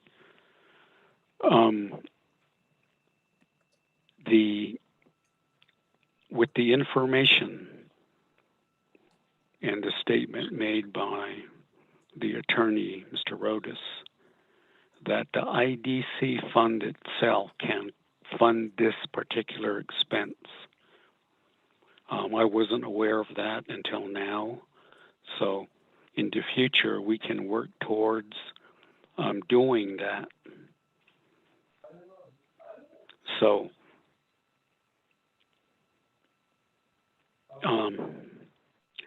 that's my reply at this time. I don't know, Mr. Shorty wants to add additional remarks on this subject. Mr. Shorty. Mr. Chair, members of the committee, and Mr. Bial, the IDC amounts allocated to programs is based on service provided to employees of those programs to support external grant awards. So that's how OMB and other programs receive an allocation of projected IDC fund recovery. So in order for IDC to receive an allocation to fund itself, the way Dominic put it, it would have to be set up as a business unit separately. And then, so that way that expenses and the cost pool. And when IDC allocation is done, allocation of projected recovery, then IDC expense can get an allocation through that process. Now, in order for this to happen, it's going to have to be 3 years out, meaning right now we're in FY 21, and when we go to 22 budget process, and then the IDC proposal using the FY 22 expenses will be support FY 25 IDC proposal. So the inquiry on this, if it's going to go through, the earliest that can happen would be in FY 25, and based on the audited expenditures that support the indirect cost proposal that is submitted. Mr. Chair and members of the committee. Thank you, Mr. Cordell Shorty, for the information on that. Also, Bial, since this was discussed and since we're talking about the future, would it be wise to have DOJ draft something up, basically to this issue of how we're addressing this, so that future there'll be no doubt in our mind, and we can always refer back to it instead of using our genet of what that means. Would that be the wisest thing to do? Back to DOJ, could you possibly put that into highlight so that if we need to do any amendments on the BIM, that can be forthcoming. But for now, we know where we're at, where we're going, and what we're partaking as we speak. Committee members, any other concerns or questions? Vice Chair Smith, this is Chair Henio. Chair Henio, you have the floor. Yeah, that's Vice Chair Smith. While we're on that note of looking at amendments after we conclude with this legislation and the whole process, looking at the definition that was emailed out by Mr. Pahi, defining fixed costs, number 12. We just need to be more defined as far as what it does not include. So this includes personnel, travel, contribution, and of course it says ETC, and that's like what is etc. And then it goes on to say that are not deemed fixed cost expenses because they are regular program operating expenses. And see, I think that's where the hang-up is at. Is that a lot of these line items that should only be for fixed costs are trying to be justified as fixed costs while they are regular operating expenses. And so I think that's where the committee is having concerns about. And I have a concern about this. Just reading the revised budgets, and I'm still seeing some little flags here saying that this is a regular operating expense. And so that's my dilemma right now as we're moving along, Vice Chair Smith. Thank you. Thank you, Chair Henio. I was just thinking in facetious wise, ETC, Earl Thomas Conley. Oh,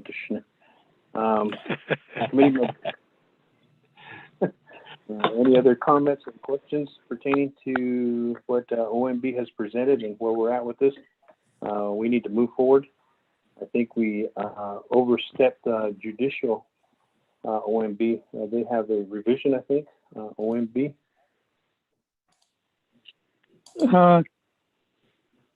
Chairman. Honorable Yellow Hair. This Vice Chairman again. With this budget and this fixed cost for a Navajo and Hopi petition land rental. I have a problem to use indirect costs.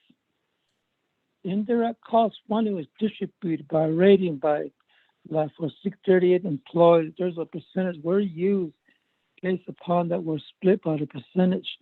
Not for this Hopi, not for this Navajo and Hopi petition land. I think Mr. Shorty has just explained it. That's the way I understand. But the future budget should stay with Navajo Nation President's office as a regular budget. And it should be regular under general fund. It's caused of litigation, yes, but it's better off to be put on president's budget. It's politically, that's based on the law with the litigations. It should be general fund directly instead using fixed costs or indirect costs. General fund may be better off. OMB, just my suggestions, so it won't be confusions. So this way, the president will take care of the expenditures. But that's my suggestion.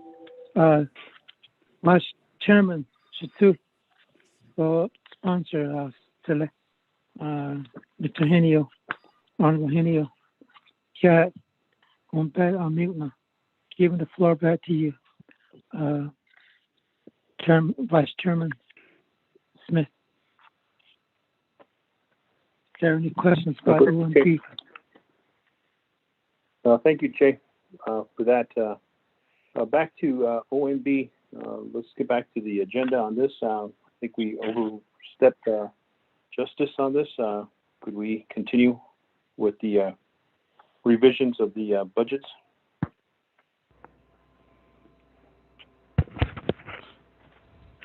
Thank you, Chair, committee members.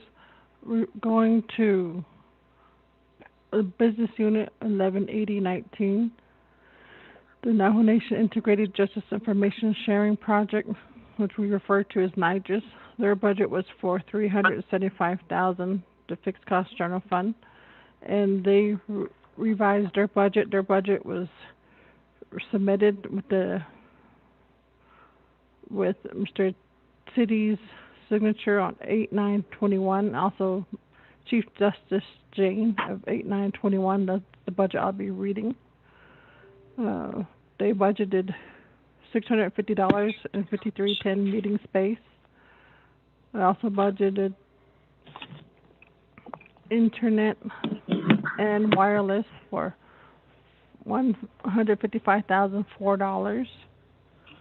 Okay, I'm sorry. Internet was $129,804. Wireless was $25,200. For technology, the software support, they budgeted $201,946, and for training, professional registration fees for training registration was $17,400. And then their Exhibit A, they corrected. Their Exhibit A for the column for FY22 proposed general fund budget has the $375,000. And they have all their exhibits attached as well. Mr. Chair, committee members.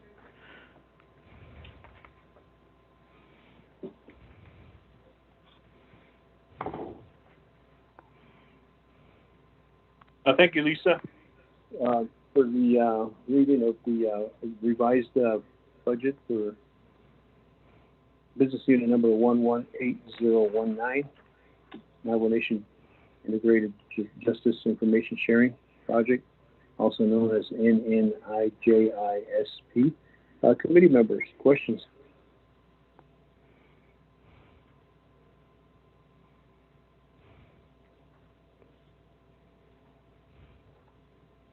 Vice Chair Smith, Delegate Crotty.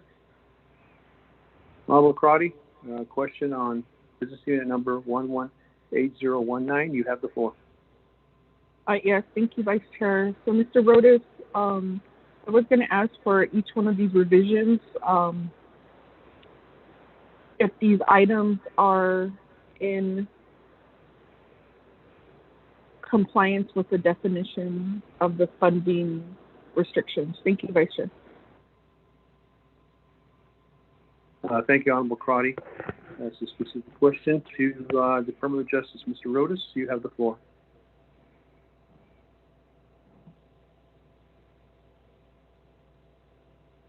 Mr. Vice Chair, this is Mel. I actually don't have a copy of this budget. I'm wondering if Ms. Nakai could email it to me. We can honor that, Mel Rodas. Peggy, could you email Mr. Rodas so that he can respond to Honorable Crotty's question? Vice Chair, this is Peggy. This was sent out at 10:04. Mel, can you check your email? 10:04 today. Okay, thank you. Vice Chair Smith, this is Chair Henio. Chair Henio, go ahead. You have the floor. Again, that's Nanda. Vice Chair Smith, I'm just looking at the budget here for this business unit 118019. And the revisions were made. Travel was proposed budget was original approved budget was 15,200, revised 0, and then supplies 34,880 is zeroed out, and then lease and rental is just instead of keeping that 500, they just beefed it up to 650. And then communications and utilities, 174 was the original budget.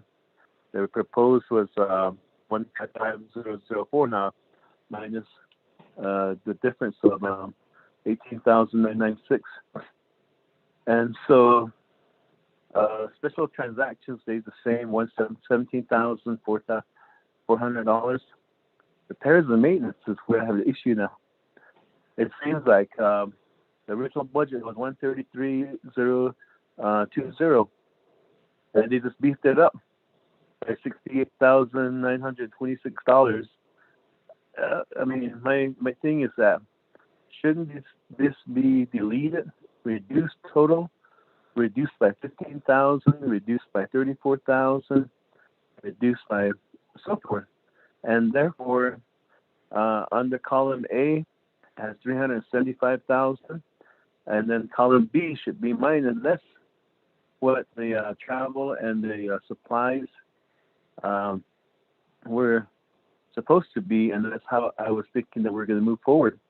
But now it seems like they just padded the repairs and maintenance budget, and then somewhere down the line through the middle of the year, it could easily be transferred back to travel and supplies after we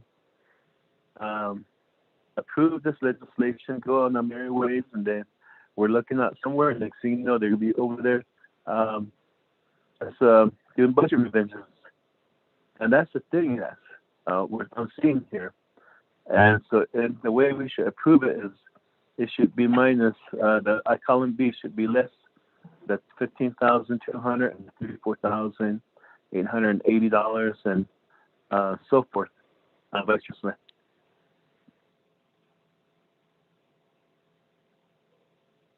Thank you, Chair Henio, for bringing that forth. I see where you're going with that, and the additional savings they're putting it into the, I guess, repairs and maintenance.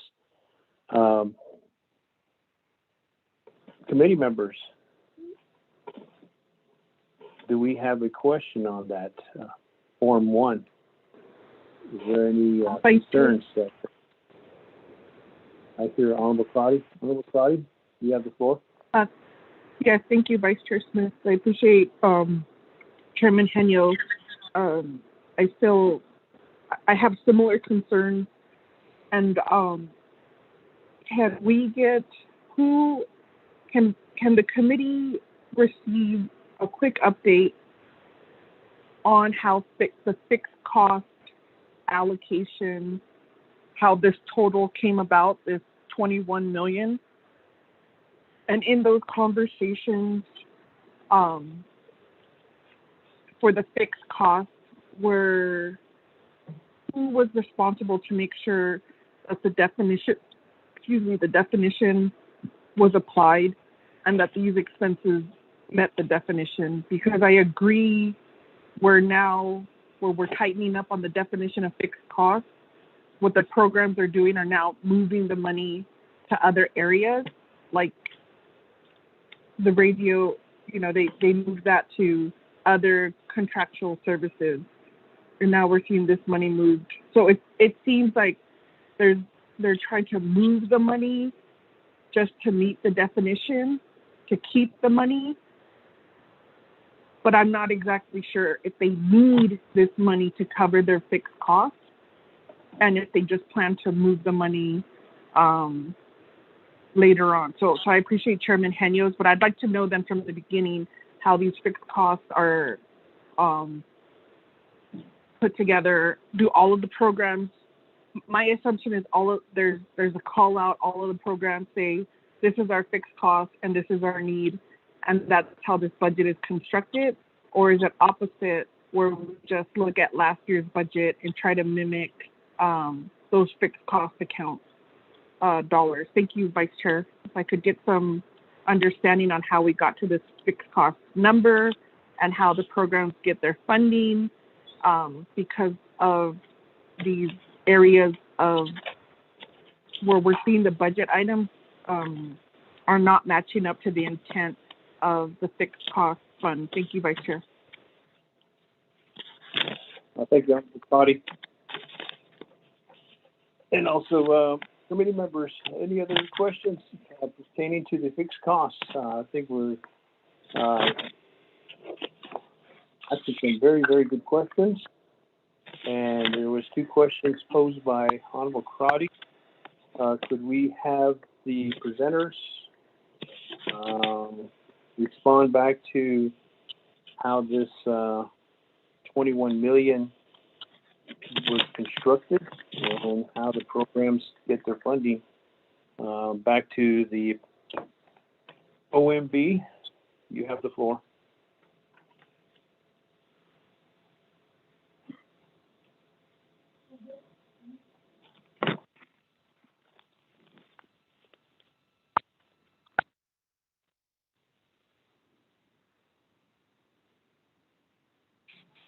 OMB, are you still with us?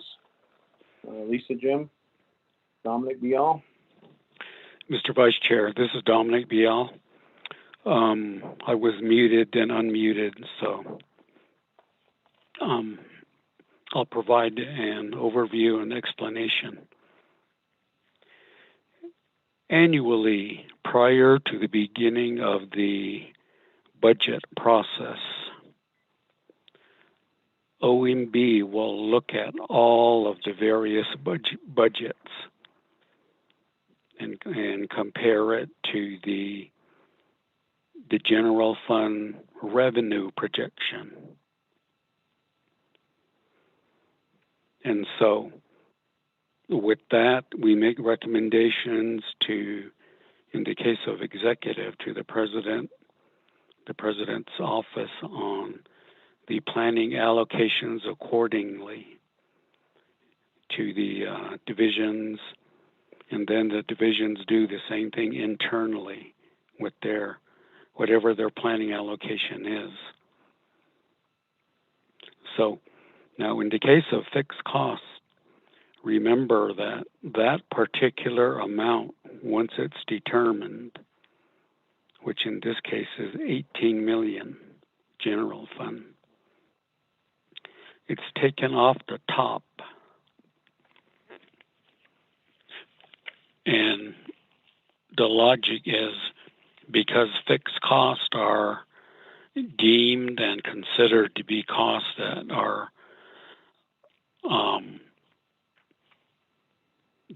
for example, obligations, commitments, and or those costs that are cost shared, like utilities, radio communications, and so forth. And therefore, they have to be paid one way or another. So it was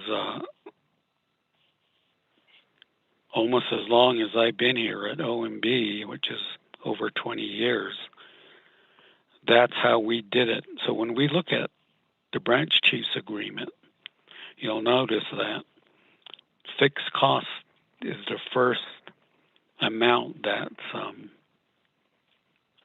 considered, the $18,013,778. And then the next one is the external funds cash match. See, again, that's a commitment.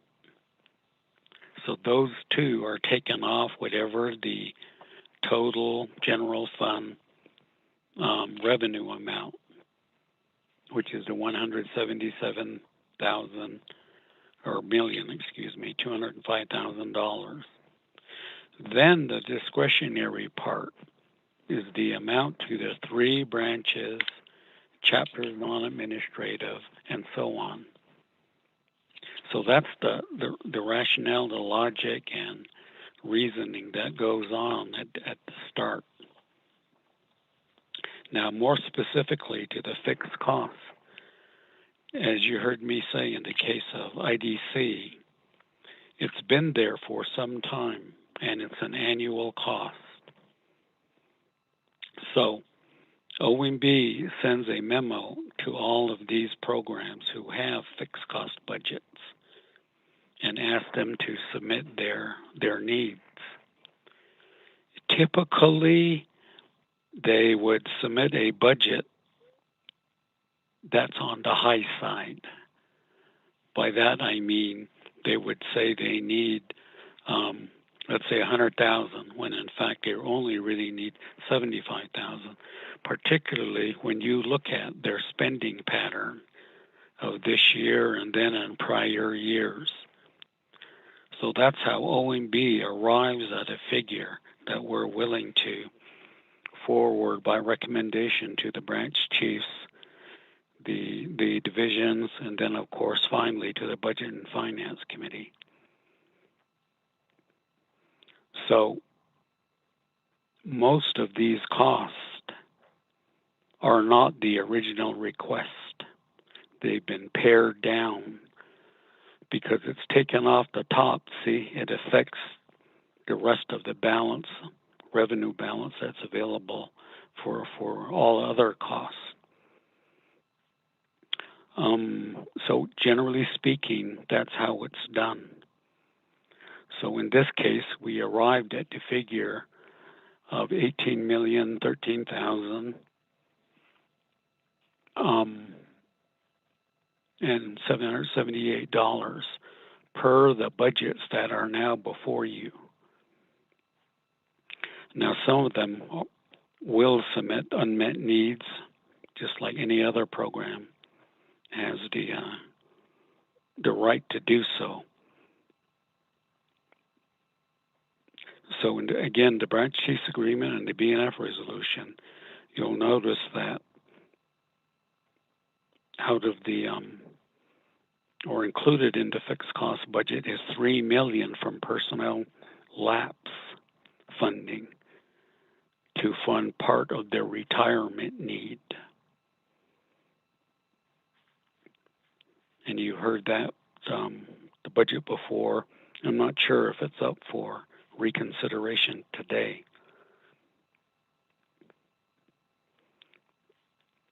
Mr. Chair, committee members, that's typically a brief description of how the work goes to figure this out and arrive at the amounts. Thank you. Well, thank you, Mr. Dominic Fial.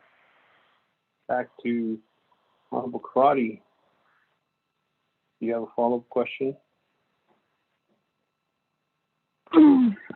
Thank you, Chair Smith, and I want to thank the committee for the amount of time that we're using, that we're having this discussion, because the fixed cost with a $21 million price tag is over half of what the permanent trust fund interest was deposited for the Navajo Nation General Fund. And so I'm a firm believer that if this is taken off of the top, and I agree with fixed costs, I understand the definition needs more refinement, but it's also a restricted cost. And what my concern is, overall, we almost went on autopilot with the budget. And I will say, as this is my 7th budget, I never, and that's why I appreciate Chairman Henio bringing up what is the definition of fixed costs, because I relied on OMB, I relied on the system, I relied on the program to make sure that these costs were in compliance.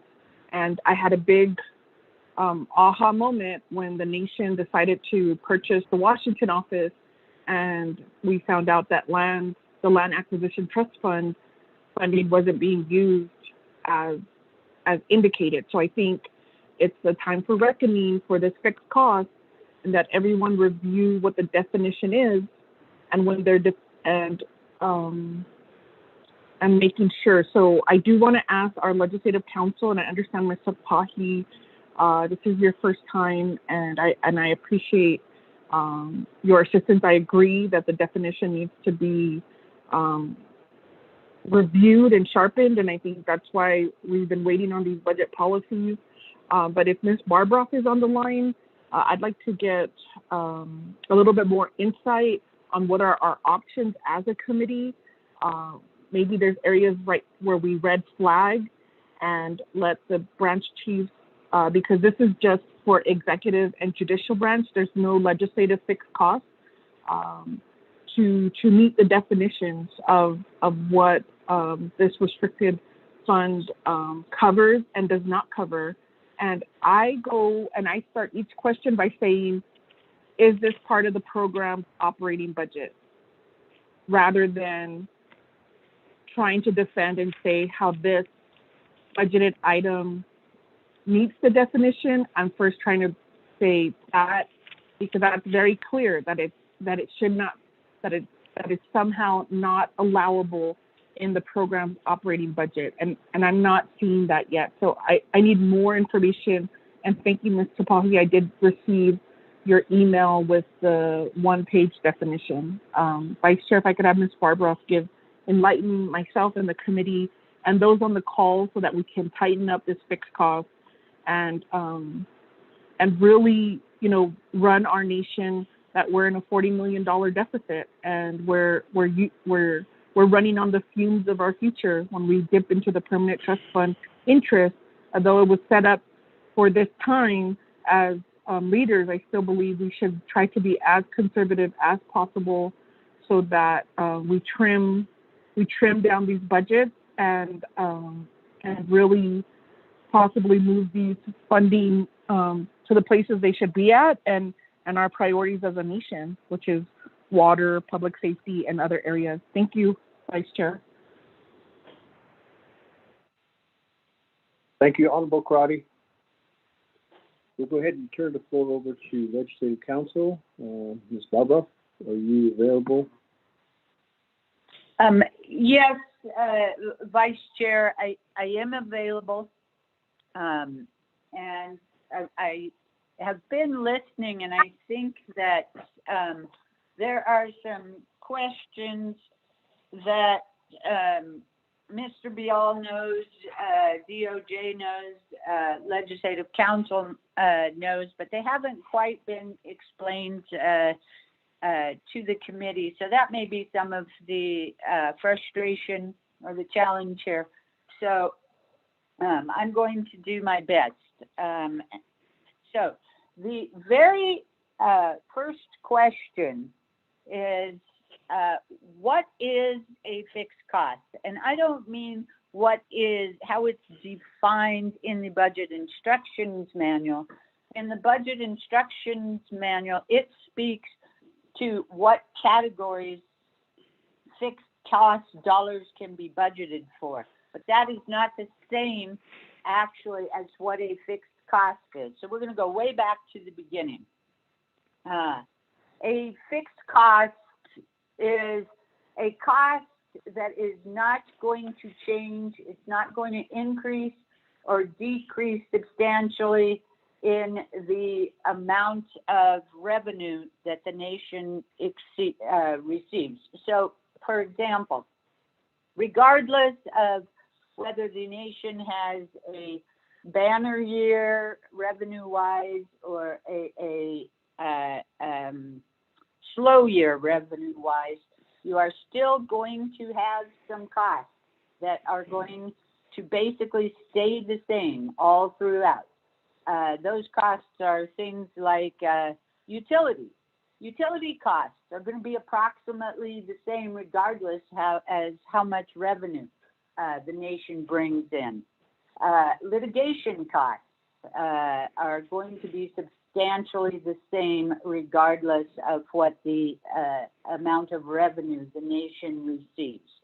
And there is a full category. Those are what is listed in basically your Exhibit A on this legislation. Those are fixed costs, and each of that aren't going to change that much.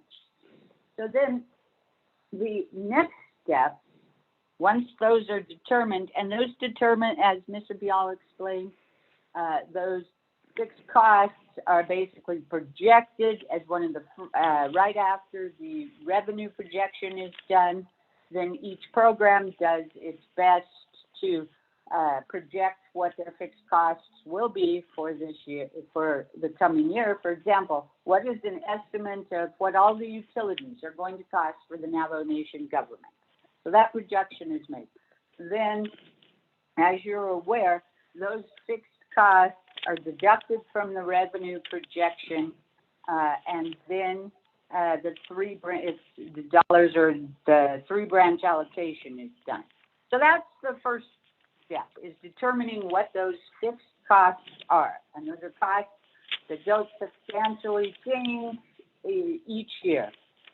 But then the next step, and that's pretty much where the budget instructions manual starts to kick in.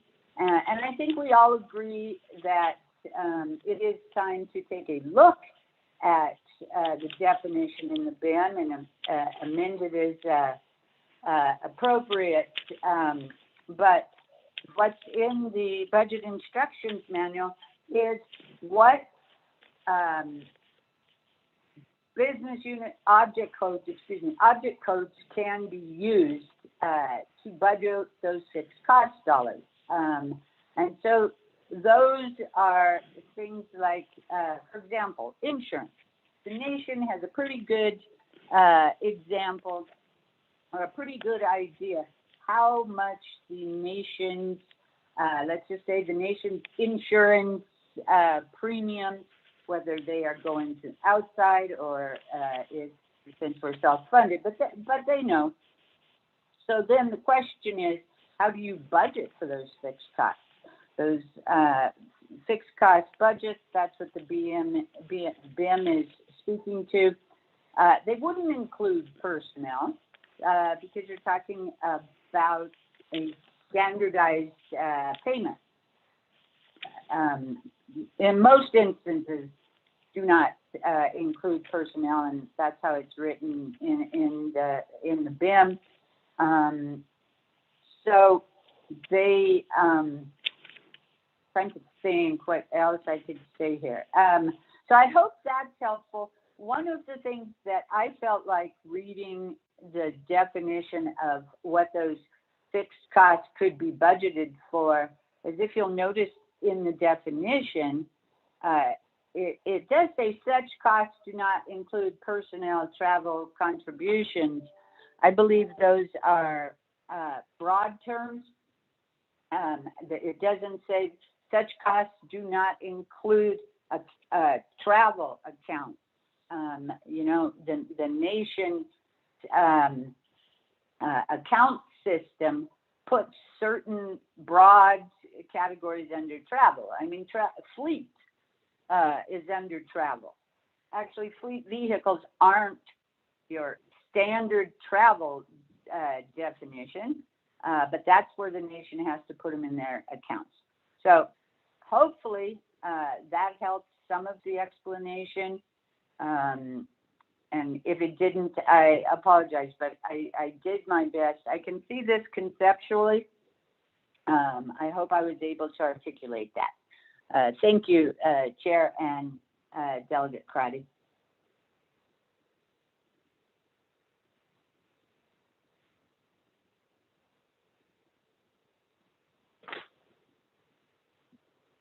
Well, thank you, Ms. Barbara. That is very in-depth. and very informative. And I think the more we talk about this, the more we're learning the curb and also what Chair Haney had brought forth. They're just padding a different section. And when it comes to the budget being approved and signed into law, then what prevents them from pulling that funds that were padded to another account and putting it into.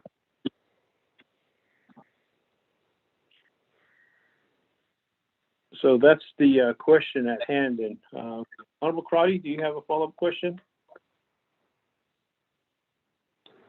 Vice Chair Smith, thank you. I appreciate that background information.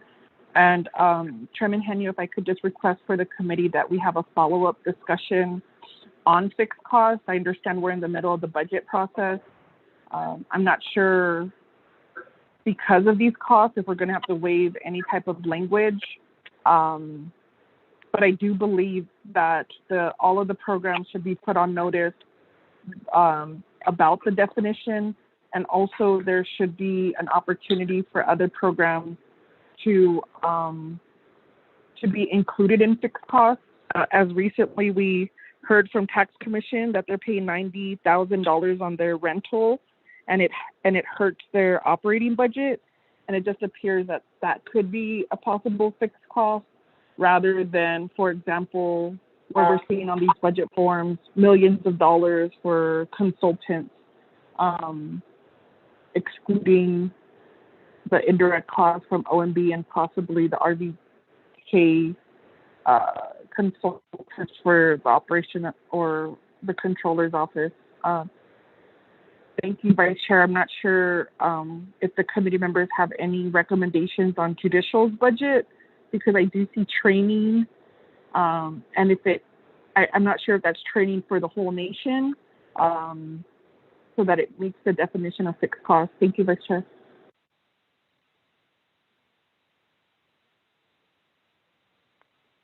Thank you, Honorable Crotty. I think that is a good suggestion that Budget and Finance Committee would talk about how we can ensure that this would be put in place correctly with the help of legislative council. So therefore,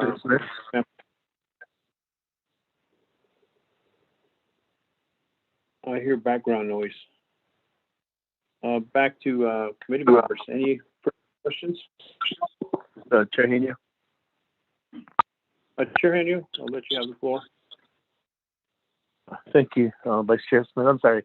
That was me in the background noise. I apologize for interrupting you. I mentioned Budget and Finance Committee members as we move along as we are getting more and more explanation on what fixed cost is and what it should be and what the intended purpose was. I think we'll just go by, through the years, we've never paid this much detailed attention to fixed costs until now. I think last year we just went through the motions and just figured, yes, we took it by, I think that budget office of management and budget were the gatekeepers, and they would be sending these budgets back to programs to advise them that this is not a fixed cost item and to fix it and bring it back again and so forth. But it seems like this year that didn't happen, as we saw travel and supplies in these budgets. And so now I think we are sort of doing what OMB should be doing and should have done. And that's why we're spending a whole lot of time on this legislation. And I do still see more red flags on judicial branches budget, that revised budget. Again, fixed costs are costs that are happening on an annual basis with really no changes in sight. And so here, if you look at judicial branches, revised budget under the page 3 of 3, budget form 4. You look at repairs and maintenance, and there's technology in there and software support. So does this mean every year that we do just support an upgrade at $140,000, $41 a year? Do we buy Fujitsu scanners at $30,000 every year? Do we do video conferencing systems every year at $21,905? Do we do the application programming interface at $10,000 every year? I mean, that's a question I have. Is that it seems like the programs and divisions are using this money as an opportunity to buy capital equipment when it should be part of their operating budget. And trying to sneak items into this fixed cost as another part of money. Yes, we should. There was $21 million allocated. But then at the same time, it doesn't mean that we use the whole 21 million. We use what's allowable as fixed costs, and therefore, when there's extra 5 million that's not being utilized, that will go back into the UFB for other uses, or back into the permanent fund. So that's just where I'm coming from right now, as I think we need to start pay more attention to the budget. And I hate to say this, but right now it seems like this legislation is not going anywhere. As the programs would have to go back, we adhere to the definition of what fixed cost is, redo their budgets, take all these low line items out that are purchasing new equipment or purchasing software, and just focus on your fixed cost expenditures with the guidance of OMB, and I'm hoping that they would provide strict guidance. And so looking at our budget calendar, I mean, I really hate to say this, but we might have to redo this legislation, because we're not going nowhere. Therefore, I'll leave it up to the committee to decide how they want to do. But my take is that if we just table it again, it'll take it permanently off the agenda. That means we go back to the drawing board, we do the legislation again with the new budget forms, and then reintroduce it through the process and take it back before budget and finance. So that's just my take, Vice Chair Smith. I don't know how the other committee members, budget and finance committee, feel about this, but that's my take on this, Vice Chair Smith. Thank you.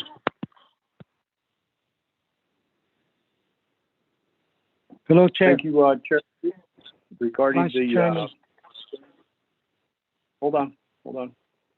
I'll recognize you as soon as I get done here. It sounds like we're headed into a direction of possibly putting this aside and really looking at the indirect costs and the fixed costs in order to move this along, because this is part of the budget hearing. But that's up to the committee members, and the committee members wish to do that, and then it'll be put back to get a new legislation pertaining to this matters that we're really digging into. And yes, over the years, it's been quite convenient to just go through the exercise, and now that things have been brought forth and addressed, and as you well know, too, that reason why we're doing this is because the funding we don't get what we used to get when we used to have a lot of royalties. So we're always told to tighten our belt, to review, and to ensure that we're utilizing the optimum level of our budget. And that's the reason why we're looking at the $21,013,778, which has been proposed by the three branch chiefs that was presented by OMB on the fixed cost of $18,013,778 at 10.17%. So committee members, I know that this is not moving forward as like we anticipated. Think about it and come up with a recommendation or a solution to move forward. Back to committee members, I heard someone speak before I'd like to recognize whoever was trying to be recognized. Committee members. That was me, Vice Chairman. This is Delegate Yella here. Chair, Che, go ahead and I'll let you have the. Vice Chairman, for running this meeting, and thank you for the sponsor, Chairman Mihenio. This last year, for this budget FY21 operations, I brought this forward before your committee, if you remember that. I said this for this Navajo Nation Integrated Justice Information Sharing Project. This is a regular budget expenditure. It's not a fixed cost.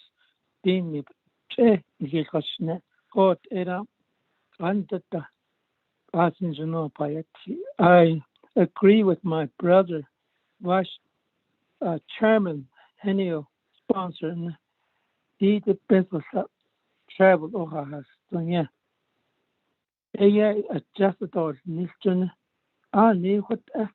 need to be just to reduce it, and also there's the whole operation under this account number 118019. It's regular budget. It should be very concise, be conservative, just like my Madam Chair, Honorable Democrat, and then we had to be a conservative. This is a regular operating expense as a whole. 375,000. It should be part of the budget agreement here with the regular expenditures FY22. Also, a bayat and the Kujiki Hota Bayati. Also, not the Goshina, there's a division director had to be really understanding the expenditures and to be concise on it. It also should be studied. Because ahora not to biga, such as budget naliada to biga. It's going to take some more time anyway. On the judicial branch, they had to readjust their budget. The whole budget, I think, was 10 budget unit on the judicial branch. I'll ask you about us. Chair. I agree with you. Thank you, Vice Chairman. So going back to you. Thank you. Thank you, Che. Dated behind Zito, legislation 0148-21. My question would be to Legislative Council. Should we, and if we do table this, what happens to the other legislation like 0145-21? Do we proceed with that? And if we table this one, of course, this legislation will no longer have an action item. Legislative Council. Thank you, Mr. Vice Chair. if this legislation is tabled a second time, it does get removed from the agenda. It would have to be reintroduced with the sponsor again, would have to go through the process again, the posting. The other legislation, if you would have to table that one a second time as well, if the committee so desires, and that would also remove that from the have to be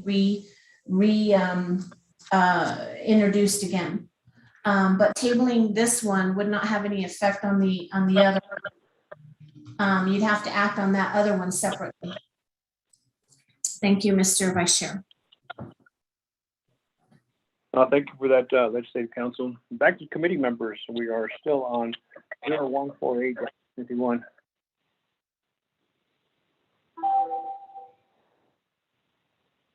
Was that you, Chair Henio, speaking?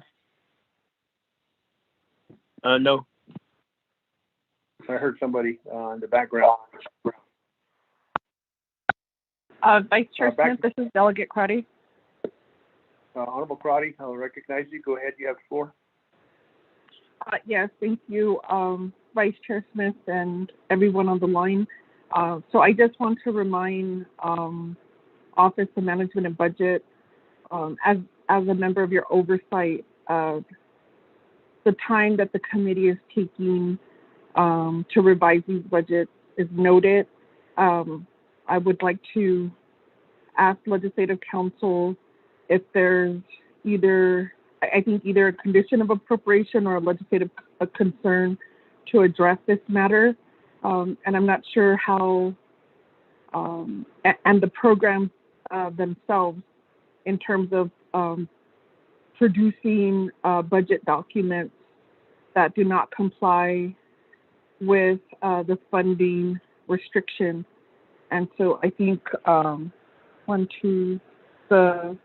if we could identify all of the programs that have that needed to be revised because of the definition, that should be noted for the record. And there should be some type of accountability from these programs, because this is the people's money. And the comment that this has been done for the last 20 years, as a delegate, I am continued to be, and my committee members accuse, or always the public thinks we steal money. They think the government is corrupt. And so I have had to acknowledge that in the past that has happened. And it's my hope that with this council and the use of technology and white collar crimes, that we reduce that type of activity and that we restore trust in the people. And so I would want to know with Legislative Council, what are my options as a delegate to raise this concern, because we are talking about approximately $21 million. And so I think, Vice Chair, that's where I feel at this point. I'm not sure about the committee where we're at in taking action, but at least for the record, this should be acknowledged that Budget and Finance did have issues with these budget items. These were all signed and reviewed with these proposed expenses that were not allowed. And as we continue to see the revisions, then money's being moved. And I think the committee should also look at the trend for the last 5 years, if there's been budget transfers, and also looking at the OMB expenditure report. Some of these programs are only spending 51% of their fixed costs. So I'd like to get some guidance on that, Vice Chair, and I could work on that with our Legislative Council and then see what are the recommendations from the committee as we move forward with this legislation. Thank you. Thank you, Honorable Crotty. We'll go ahead and honor your request on behalf of that as Vice Chair of this budget hearing. We'll turn the floor over to Legislative Council. There's concerns, there's things that needs to be addressed accordingly to Honorable Crotty. You have the floor, Legislative Council. Thank you, Mr. Vice Chair. I just sent an email. My suggestion would be, since there are relatively few items on the agenda today, if the committee wishes, it could recess and allow maybe a couple of hours for the programs to fix their budgets, maybe say this is the last time. If the budgets are not correctly fixed and presented to the committee today, then we'd have to do a condition of appropriation, something of that nature. But if the committee decides to recess now, it could reconvene maybe this afternoon at maybe 2 o'clock or something to give the programs a time to fix their budgets. That's what I would recommend. On the other hand, the committee could simply say, this is it. You can either table it and the legislation dies at this point and then it has to be reintroduced, or the committee could say, we'll adopt it, but we'll put in these conditions of appropriations addressed to, fixing these budget items. It would only be a recommendation again, because the council is the one that adopts the final comprehensive budget, but it would be something to the effect that it would have to be fixed by the time the comprehensive budget goes to council, something of that nature. It would be a recommendation to the Navajo Nation Council from Budget and Finance that if these items are not corrected properly, that the condition of appropriation, that either the budgets not be approved or the condition of appropriation be inserted in the approval legislation. So there's those three different options there. And I would recommend the first meeting recess for just a few hours, and hopefully we can get back these exhibits in the proper form. Thank you, Mr. Chair.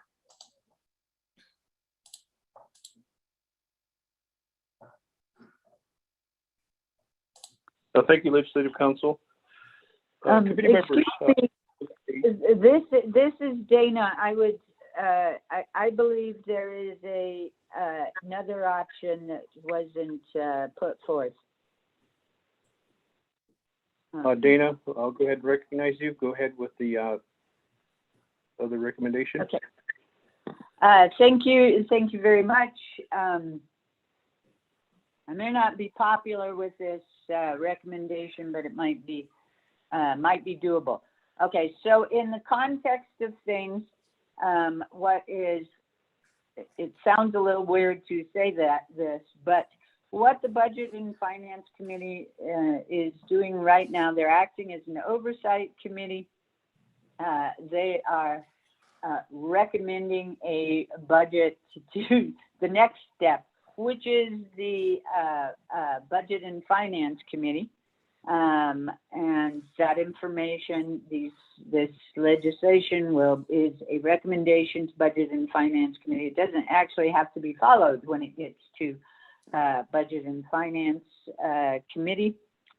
So in the end, the corrections that the committee wishes to be made can be made during BNF's development of the comprehensive budget. So today in the interim, Budget and Finance Committee could make an amendment to the exhibits themselves to move things to how they want. They could issue a directive to the judicial branch to have those changes made in their detailed budgets when they are presented to BNF.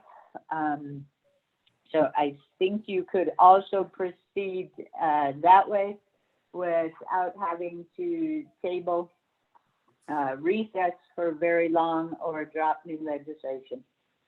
Thank you, Vice Chair. I hope that was helpful and I explained it well. Thank you.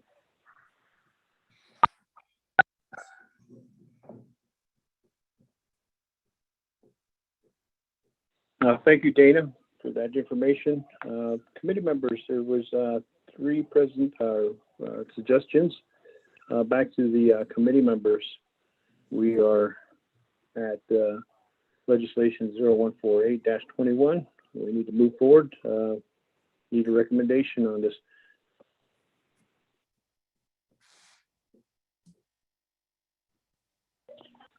Vice Chair, if we could just defer to the sponsor, I'd appreciate that. Thank you. Thank you for that suggestion, Honorable Crotty. Back to the sponsor, Chair Henio. You're the chair. You're the sponsor of this legislation, which is in Budget and Finance Committee, has final authority. You have the floor. Yeah, can you hear me, Vice Chair Smith? Yes, loud and clear. Okay, good. I'm not muted again. I think what I think here is that each one of the budgets will need more work in fixing. And one question I would have is, how were these allocations, who was in charge of the allocations? Let's say, for example, judicial branch, you have $375,000 to budget. Facility maintenance, you have 1.5 million. I mean, or was it just because how they felt what they felt were fixed costs? Is that how they came up with these numbers? Is one question I would have. But as far as the issue at hand here, regarding what the steps to take, I believe each one of these budgets would need to be revamped. And some of the items that we're seeing here that are not considered fixed costs, but recurring, operating expenses, capital outlay expenses, should be deleted from the budget, and it should be a true fixed cost. Because going through the other budgets, yes, they did reduce the travel and supplies out, but like I said earlier, all of a sudden there's a $1 million need for repairs and maintenance. And one of the other budgets I've seen, when the original budget was only for $50,000, and next thing you know, there's a $1.something million need on that same line item again, and that's a cause for a big red flag right there. What's going on here? When the budget was first presented, there's only needed 50,000. Next thing you know, it jumps because we were coming back for a revisit. It jumps up by over $1 million. So these are the things that jump out. And so where I'm going with this is that each of these fixed cost programs need to go back, go over their budgets, delete items that are not considered fixed costs, work with Office of Management and Budget to make sure that the budgets that are presented to the Community Budget and Finance Committee are truly fixed cost items that meet that definition. And this way we can move forward, and then after the whole exercise, we can go back and revisit for amendments after we're done with the budget. So what I'm getting at here is that I have two questions. One for Dana is that I understand emergency legislations can go to council, but is there such a thing as emergency legislations for committees? Because I'm going towards the area of tabling a second time and deleting this agenda item off the agenda permanently, so the programs can go back and rework it with Office of Management Budget. And it's not going to take 3-4 hours. It'll take some time, maybe a whole day of sitting here and telling each and every one of them. Then I would have to go back and reintroduce it. And I'm thinking if we can make it by August 17 meeting, it could be part of our agenda, regular meeting agenda. That's where we can still approve it and move it forward. If we can do an emergency, treat it as an emergency legislation. If not, I would have to drop it by, I believe, tomorrow afternoon, in order to make the 5-day comment period. But I need some guidance from Peggy on that part, on the 5-day comment period. Thank you, Vice Chair Smith. So my recommendation is that there needs to be taken off the agenda, have the programs go back, rework it, and then we can reintroduce it, and hopefully we can make it in time for the August 17th regular meeting.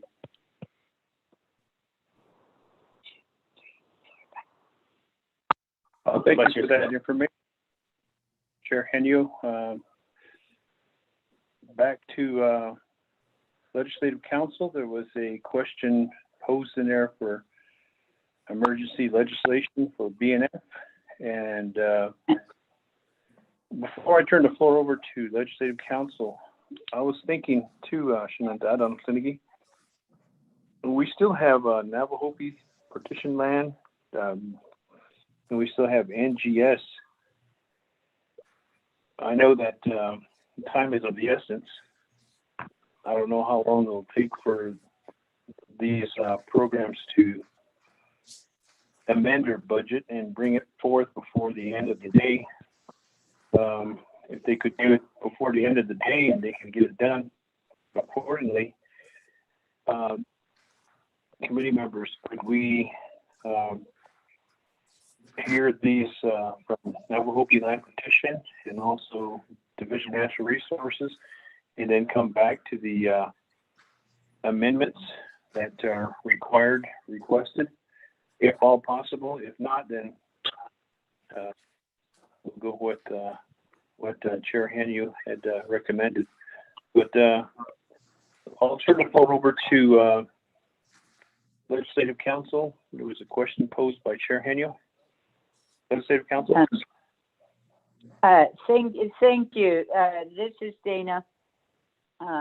There is not a provision in the code for emergency legislation at the committee levels. It's only council legislation. So if this does get deleted from the agenda, then to make Tuesday's BNF meeting and get the 5-day period, the legislation would actually have to be dropped today. I can make arrangements to get Office of Legislative Services to come in to do the posting after hours. So if the budgets could be amended and gotten to Office of Legislative Council by, say, 6 or 7 o'clock tonight, then we could get the new legislation dropped so it could be heard by Budget and Finance Committee at their Tuesday meeting. But once again, I would have to have those revised budgets by, I think, probably 7 o'clock is the very latest. Thank you, Chair and Vice Chair. Thank you for that, Council, Ms. Barbara.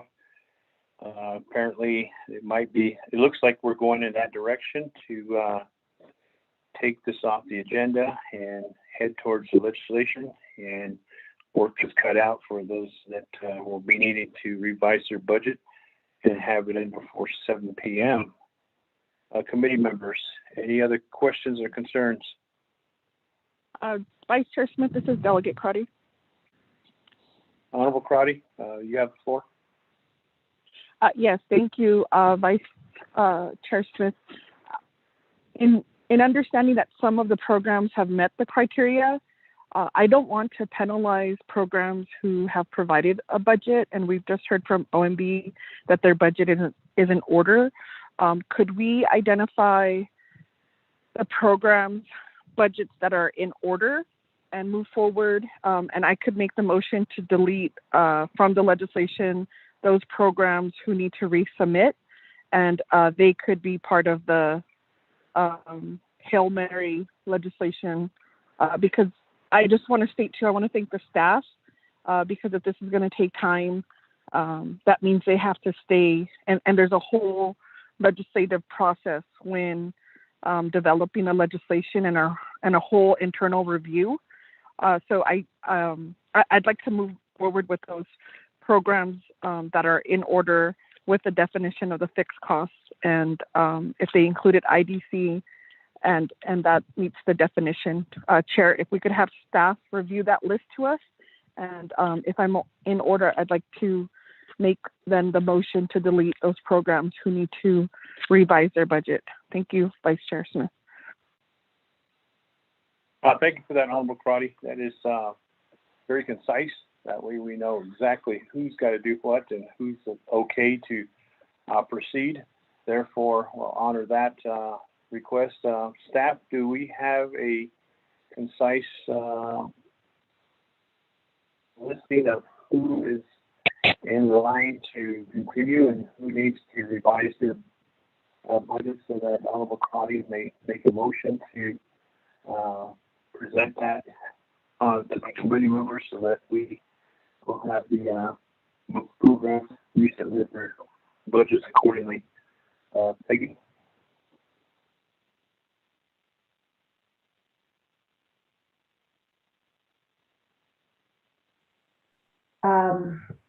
Members of the Budget and Finance Committee, first of all, I'm trying to understand how that would work if you don't have a legislation that approves those budgets that have already met the criteria and that are approved and have met the definition of fixed costs.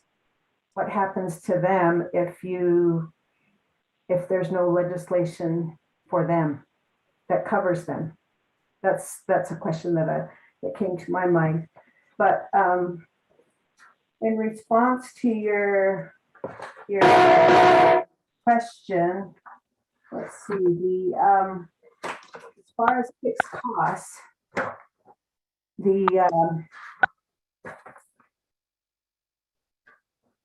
it would be the, let's see, as far as I know, the retirement office is okay because they've submitted their exhibits to show the $3 million, that question. And then I believe, I didn't quite hear if the IDC plan fits that definition, but I believe that would be okay. And so the retirement plan account, the indirect cost plan, the annual audit for the Office of the Controller, the FMIS debt service, the investment fees, and then the FMIS maintenance service, then insurance premiums, the utilities. I don't believe we got a revisit. That was to be included on the revisit. We didn't get a budget for them, but I'm not sure if that one is still out there. The telecommunications, that one is in question. And the radio, those were the radio communications was revised, and then the facilities maintenance was revised, but I think the committee is still questioning those expenses. And then information technology, that one is okay. And then we still have, we don't know what the for the Department of Justice, what the committee is going to recommend on their budget yet. And then for the litigation update, and also the Division of Natural Resources. So those two budgets haven't been heard, Mr. Vice Chair. The office machines and building maintenance, that was deleted. That's not a fixed cost any longer. So did everybody, and then OMB, you can chime in if you think that there's others that were accepted.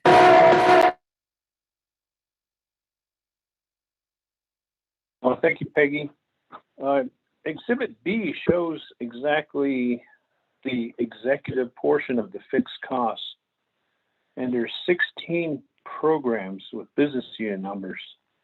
Out of the 16, I was trying to follow along, and some are okay and some are not okay and some we haven't heard. I think Honorable Crotty's requesting which ones out of the ones that we heard, we can go down to business unit number and Exhibit B, since this is dealing with the legislation, and mark is okay so that we're all on the same page. And those that need to revise, we can put an asterisk or star or highlighted or however, and then that would be given to the programs to get that in, since we're talking about a legislation ASAP, so that it'll be ready for the 17th, and that's the preparation we're trying to do here. So I think Exhibit B would be a best way of guiding where we're at, Shananda, Peggy.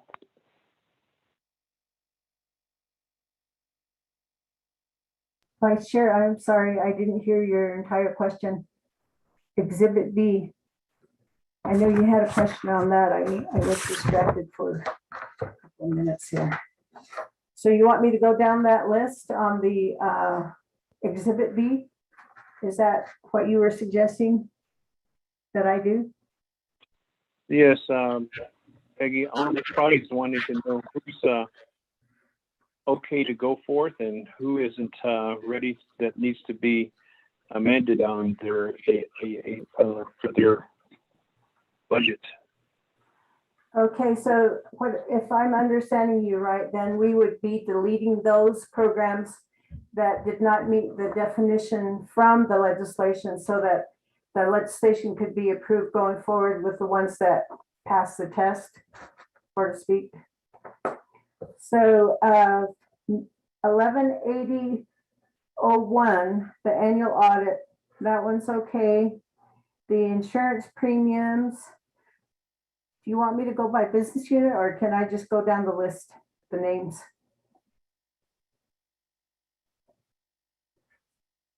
If we're on Exhibit B, go ahead and go by the program. Go forth with that. Thank you. Okay, so according to my notes, the utilities was named as a revisit item for Division of General Services, but they didn't bring forward a budget on that, and maybe OMB didn't catch that, but I think it's okay. So that would be okay. Then the telecommunications was also slated as a revisit, but we didn't get a revised budget on that, so I believe that one's okay. So it would be the radio communications.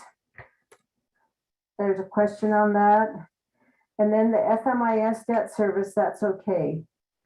The Navajo Hopi partition land, that one needs to be heard. The indirect cost plan, I believe, is okay, right? And then the retirement plan account, that is okay. The integrated justice, that one is okay. And then the investment fees is okay. And then the FMIS maintenance is okay. And the facilities maintenance, that one is questionable. And then information technology is okay. The NGS transmission cost, that one hasn't been heard. And then the fixed cost litigation I believe that they redid their budget, but we haven't seen that yet because DOJ hasn't presented their information yet. Chair, Vice Chair, does that help? So it's really just the three budgets so far. I don't know if Navajo, Hopi, land partition land, and the NGS, if theirs fits the definition. Thank you, Peggy. There was a buzzing noise as you were going through. So the three ones that need to redo their budget is utilities, DGS, and telecommunications and radio communications. Is that how I understand it? And facility maintenance? From the meeting, yes, from the meeting that was held on the 5th of August, when this legislation was first heard, that was my understanding from my notes that I have, that for DGS it was utilities, telecommunications, radio communications, and the facilities maintenance. All of those had supplies and such outside of the definition of fixed costs. And then the judicial branch's budget. So there's actually 5. But we didn't hear the utilities, and we haven't seen the revise for utilities and telecommunications today. Thank you, Peggy. Back to Honorable Crotty. There's a list that's been presented. Honorable Crotty, you have the floor. Yes, thank you, Vice Chair. So in addition to the notes of our advisor, Ms. Nakai, I would also, the FMIS debt service, that was also to be revisited. That amount did not correlate with the amount on the audit that's owed for the debt service. So I think I had requested a revisit, and I'm not sure if that's ready. But if that's in order, I think the committee should also move forward on that FMIS with this legislation. And I think if OMB can review the prior budget just to make sure that they all comply with fixed costs so that we don't have to change it during the comprehensive budget. Thank you, Vice Chair. Well, thank you, Honorable Crotty. Therefore, we have a listing. I know that you want to make a motion to have this as pursuant to what the Legislative Council had suggested, that they need to have their budgets in by at least 7 p.m. or prior to that. Now back to Honorable Crotty. Yes, thank you, Chair. I would like to make the motion. I would like to ask Legislative Council if we need to recess for them to develop that amendment, or I would suggest committee members if we could hear from NGS transmission costs, the Hopi partition land, and FMIS, if those are budgets that can also if they're ready for budget and finance action today. Thank you, Vice Chair.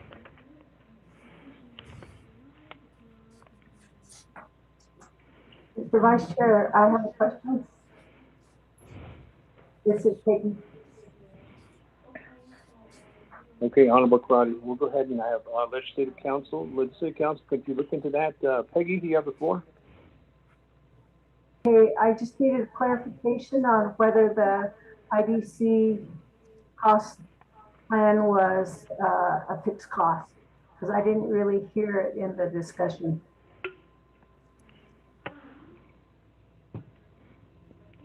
Say again, it didn't come in very clear. Peggy? Okay, excuse me. Can you hear me okay?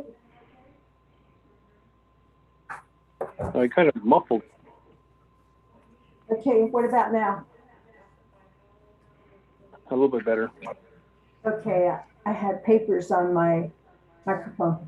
All right, so I have a question about the IDC, the indirect cost plan. Is that a fixed cost too? I didn't hear from the committee whether that is or isn't.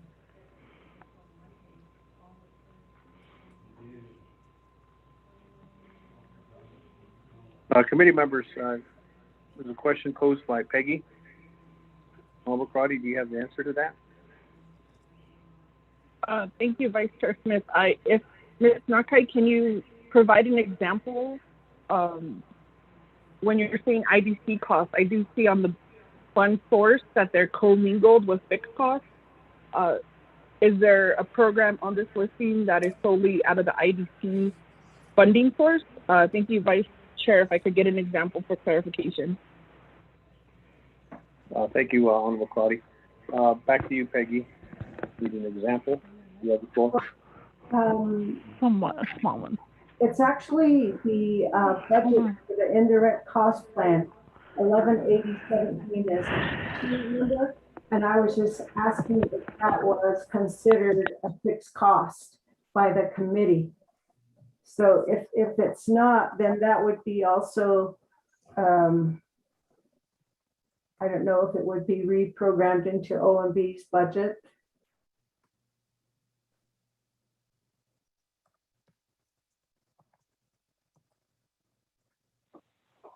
Because I believe that your is a consultant fee or to pay the plan.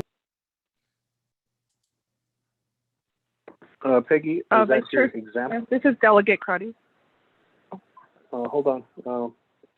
Honorable Crotty, go ahead. Yeah, thank you, Vice Chair. Ms. Nakai, in the discussion with Mr. Bial, you're correct, that can be an IDC cost, and Mr. Bial had identified that in the next fiscal year, that would be the consideration.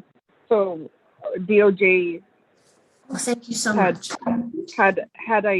There's someone who's not on mute, because we could hear your moaning and groaning, that it could be either a fixed cost or an IDC. Thank you, Vice Chair Smith. And I just want to reiterate, the committee's having these discussions because the program and the system failed us. Thank you.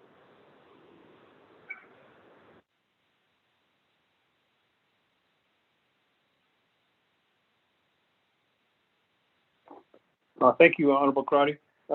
Peggy, you have the floor.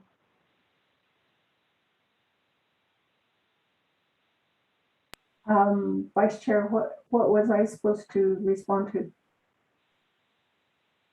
I'm sorry, I didn't catch that. Back to Honorable Crotty. Was that a question to Peggy, or who was that here to? Vice Chair Smith, this is Delegate Crotty. I attempted to answer Ms. Nakai's question. If it wasn't clear, then I would ask DOJ to reiterate. Thank you, Vice Chair. Okay, thank you. Department of Justice, question posed by Honorable Crotty. Lotus, are you there? Thank you, Mr. Vice Chair and Honorable Crotty and members of the committee. My opinion was that the IDC plan that pays for the nation's IDC consultant is appropriate as a fixed cost. And what Mr. Cordell Shorty was stating is that if the committee and the nation wants to treat it as IDC and pay for it with IDC, then we would have to do that in 3 years, because there's a 3-year lag time with the IDC proposals and negotiation agreement. And so my opinion is that it is appropriate to treat the the IDC plan as fixed cost at this time. Thank you.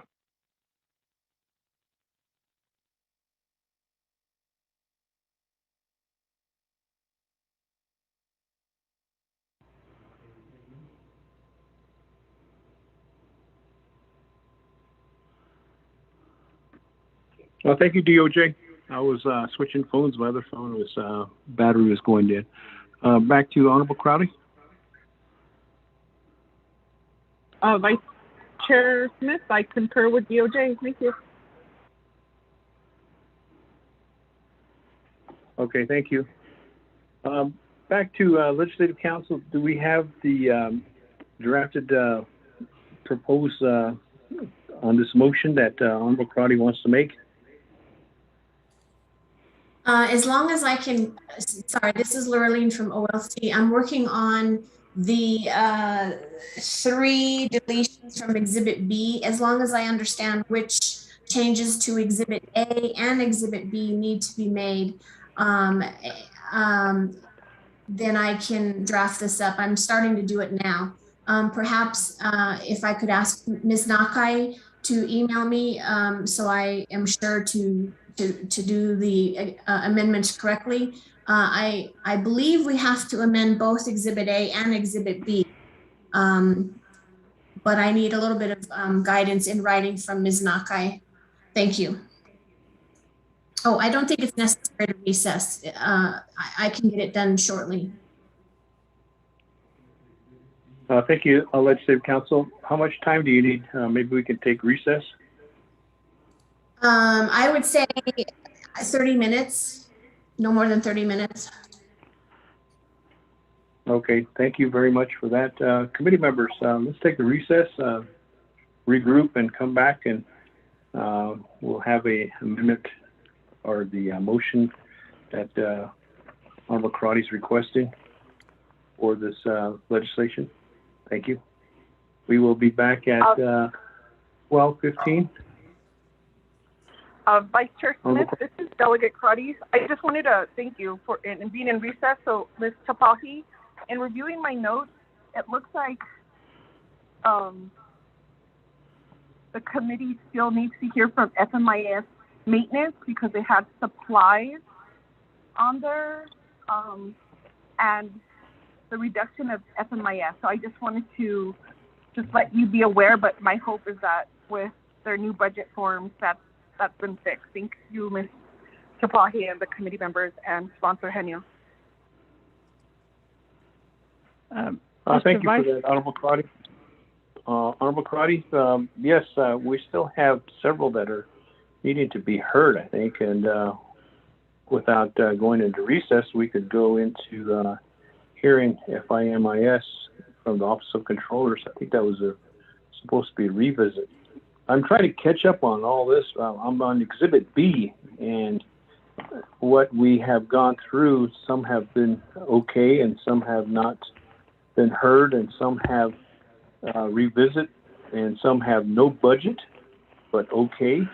That's the way I see this. And Honorable Crotty, you have brought up FMIS maintenance, and however, during the time that we were talking about this, I marked down it as okay, though. Is this a revisit, Honorable Crotty?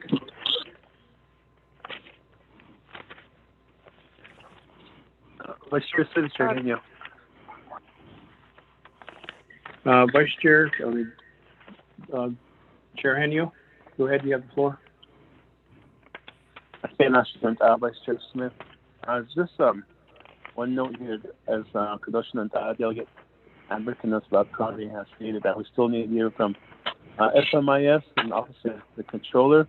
We still need to hear from the Navajo Hopi land, Hopi partition land, is it? Oh yeah, Hopi partition land rental with DOJ. That's Department of Justice presentation, and then also the indirect cost plan to see if that meets the fixed cost, and then also moving forward down, I believe you did NGS transmission line costs for the Indigenous Natural Resources Those we still need to hear from before recess, because maybe those might need some attention also, and be included with the motion that will be coming forward later on the afternoon. What you say?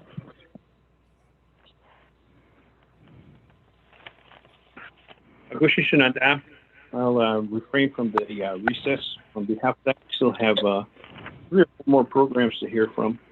Committee members, back to Chair Henio. Which one would you like to start with on the hearing regarding the one that you brought forth?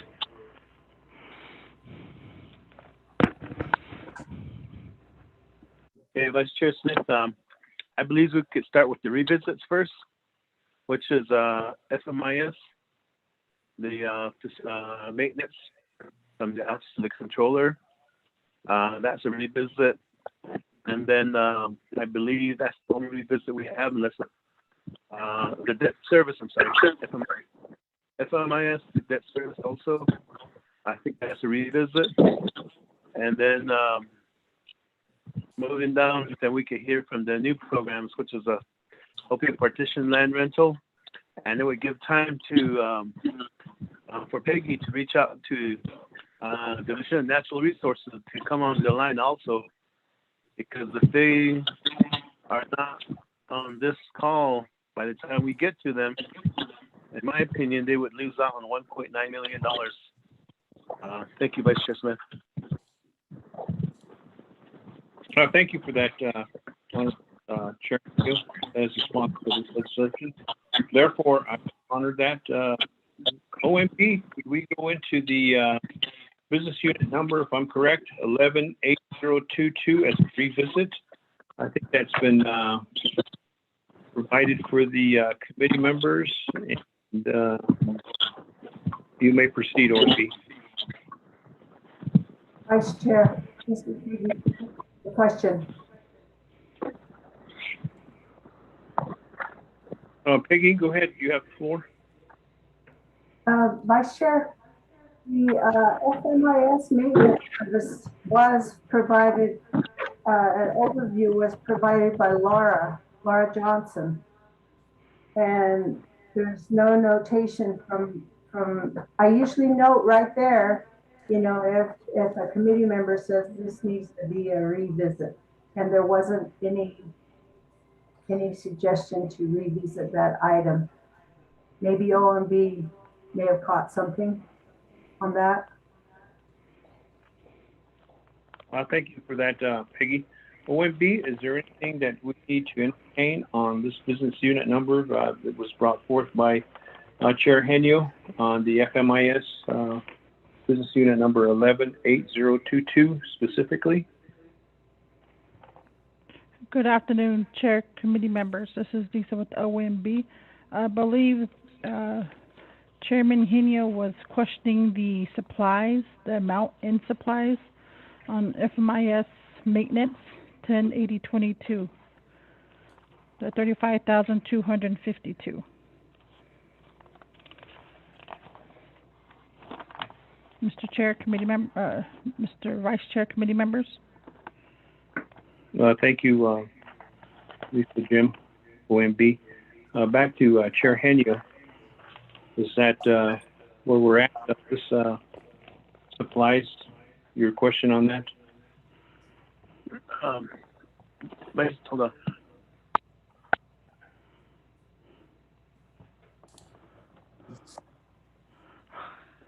Let's just look. Can you hear me now? Yes, I can hear you loud and clear. Okay. Yes, these budget items, the budget forms that have been presented that have supplies or need to be changed, and that's the question right now is, has the revised budget been submitted with those changes, those deletions of supplies? And as I stated earlier, once they are deleted, then they should be deleted from the overall total of the budget, and not to be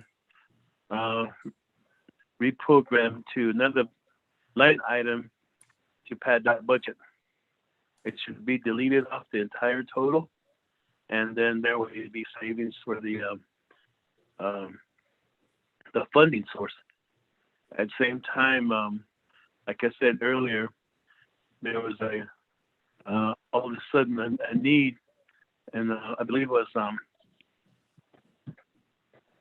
facility maintenance, where there was contractual services. The original budget was $50,000.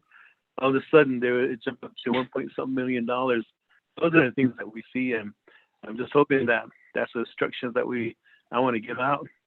Is that once it's deleted off the budget, like supplies for $35,000, it should be subtracted from the overall total and not reprogrammed somewhere else. Vice Chair Smith.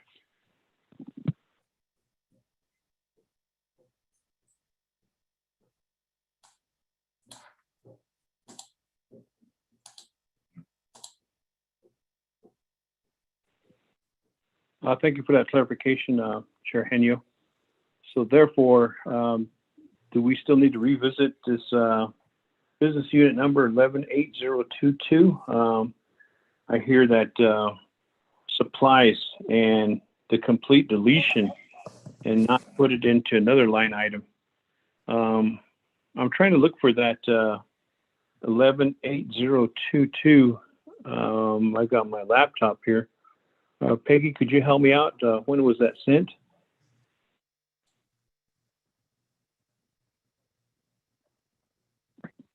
Vice Chair Smith, this is Chair Henio. Go ahead, Chair Henio. You have the floor. Okay, listen, I don't think that revised budget has been sent out. I've been looking out for it. I haven't seen it. And if the OMB, Ms. Lisa Jim, if she is in receipt of that revised budget from FMIS, and we'd like to see it. If she has not received it, then they could be included as part of this upcoming motion. Dismiss this unit. Thank you, Vice Chair.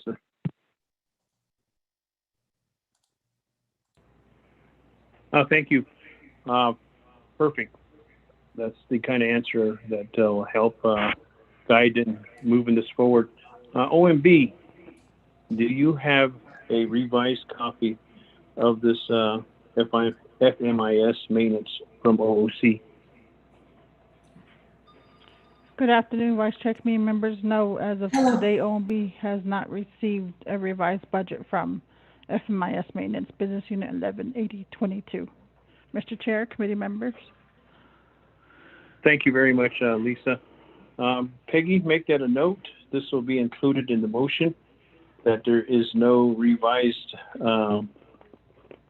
request on behalf of business unit number 118022. Chair Henio, back to you. That will be in the motion on behalf of no documents provided to BNF or OMB. What's your next revisit, sir? Thank you, Vice Chair. I thank you for that and making that notation. The other one. Hello. Is there a way I can get a comment in? This is Laura from FMIS. Vice Chair Smith, I believe the opportunity was given, and I appreciate for not being interrupted. Yes, Chair Henio. Please refrain from trying to interject. We are conducting a hearing right now. Therefore, it's within the committee's prerogative right now on behalf of this budget hearing. Please, no interruptions. Back to Chair Henio. You have the floor. Vice Chair Smith, I believe if there were concerns regarding this, they would have included that right already jumped on it. If OMB does not have it, then the committee doesn't have it, and so it'll be part of the motion. So next thing is just to get to work and get that revised budget to OMB. Moving forward, the next item was, I believe, the debt service budget line item 118010. I believe that was one of the revisits, if I'm correct. If not, maybe Peggy can help us with what was the revisit. Thank you, Vice Chair Smith. Thank you, Chair Henio. Back to Peggy. There is a business unit number 118010, FMIS Debt Service by OOC. Question is, are we okay with that, or where are we at with that? Is there any footnotes that we need to be aware of? Vice Chair, I am looking at the budget forms. These were emailed out to you on the 5th of August at 1:30. And scrolling down the budget forms that were reviewed with the committee. And this is with 10, let's see, debt service, the FMIS debt service. It's kind of hard to see these forms. Trying to get my laptop to work here. Okay, debt service is contractual services. That's the budget is contractual service 6,500. You go to the budget, it says that it's for loan payment agreement. That's the FMIS debt service.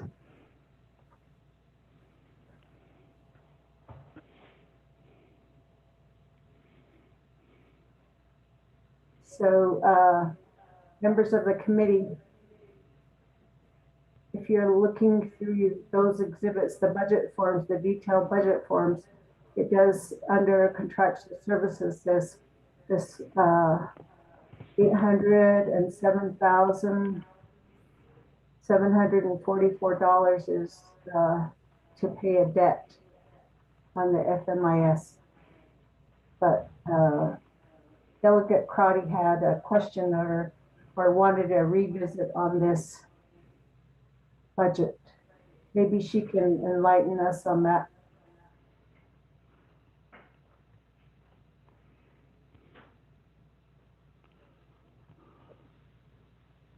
Thank you, Peggy. Honorable Crotty. Thank you, Vice Chair Smith. Briefly, the program asked for $800,000 to pay off for their debt service, but according to the audit, it's closer to about $350,000 as the final payment. So I requested an update from the program, and so I'll defer to the program. Thank you, Vice Chair. Thank you, Honorable Crotty. That would be part of your motion when you do motion to include all these that are needing to update. Is that part of your request? Vice Chair Smith, so my motion would be for programs that are have met the definition. So if the program has modified their request and provided the justification, then yes, they would be part of the amendment. Thank you, Vice Chair. No, thank you. I'm putting that as my footnotes on behalf of knowing where our motion's going. Back to Chair Henio. Any others?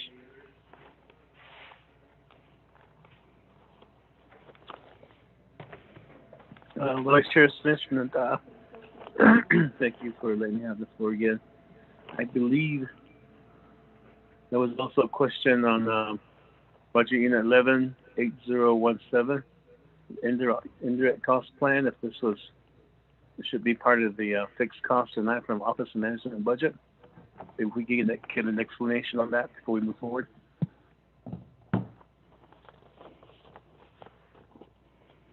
Thank you, Chair Henio. That's business unit number 118017, indirect cost plan, OMB. OMB, there's a question posed. Lisa, are you available?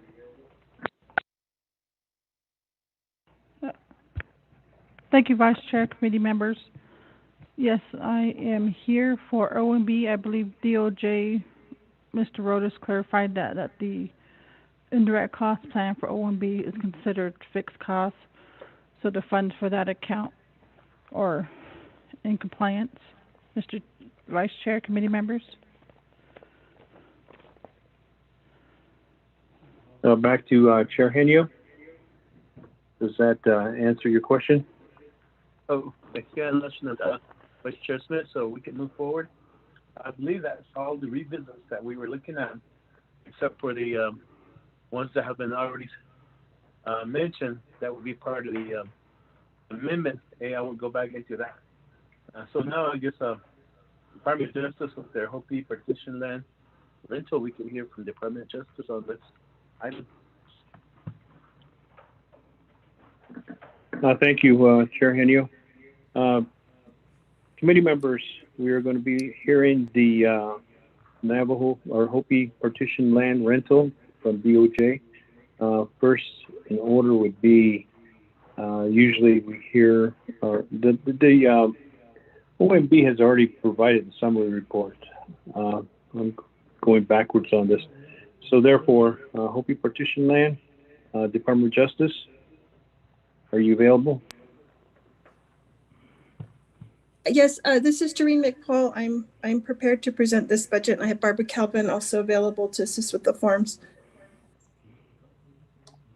Thank you. Let's move forward. Madam AG, you have the floor for this Hopi partition land rental. Thank you, Vice Chair Smith, and good afternoon to members of the Budget and Finance Committee. The Hopi partition land rents fixed cost budget is budget unit number 118013. And just as some brief background for the committee, this particular budget covers payments that are owed by the Navajo Nation to the Hopi tribe for Hopi partition lands rent. And these rents include grazing rent, farm site rent, and home site rent. And it covers the period from 1979 to the present day. And these are rents that are assessed by BIA pursuant to the Navajo Hopi Settlement Act.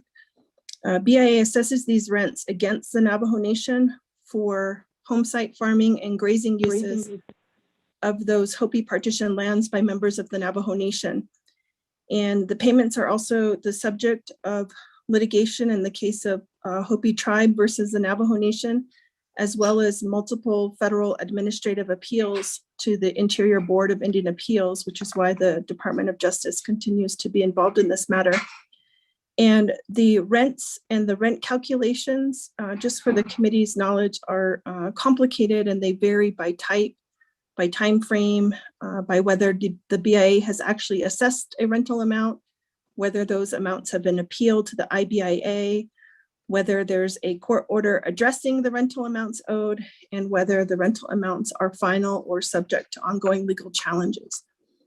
And there is one final district court order from 2009 that determines several rental assessments for various time periods from 1979 to 1995. And pursuant to that order, the Navajo Nation has made Hopi partition land rent payments to the Hopi tribe in 2010, 2011, and 2015. And since 2016, the nation has made annual payments to conform with that 2009 order, and also to include any accrual of interest. And these annual payments that the nation makes are important given how slowly BIA makes those rental assessments, as well as the interest that accrues during the administrative appeal process. And just for the committee's awareness, BIA has not assessed any HPL rents for the Navajo Nation beyond 2014.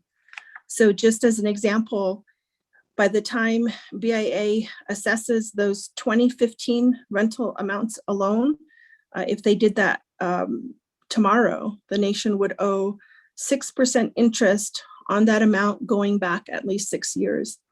And 6 years of interest owed is the best case scenario. It's usually actually much longer because the assessments that are made are usually appealed by the Hopi tribe, by the Navajo Nation, or by both tribes, and the interest remains accruing pending the appeal. And so this process takes many years or even decades. And I was just looking at a recent report, and the grazing and farm site rents, for example, for 1996 and 1997 alone, were not finalized until March of 2014. And so that was a period of 18 years. And so rather than allowing prejudgment interest to continue to accrue, since 2015, the nation has estimated the average annual rents that are owed for 2010 and beyond. And that estimate has been $120,400. And the amounts that have actually been paid, which include interest, has varied for 2015 and beyond from $121,000 to $123,000. And that 2015 estimate at this point is outdated, and the recommendation is to increase the amount to $130,000 plus interest. And so in the forms that we'll go over, you'll see the increased proposed budget for this year is in the amount of $134,000. But I'll turn it over to Barb. I just wanted to give you some additional background for the rents and why the nation is paying these and why the nation is prepaying them to avoid the compounding of interest that would otherwise be owed. So I'll turn it over to Barb to go over the budget forms. Thank you.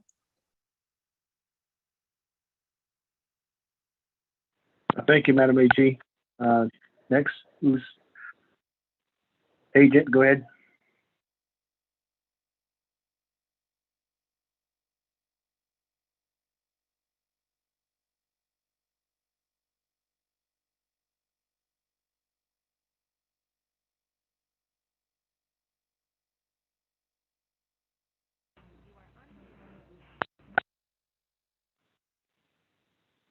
Madam AG, is that your report?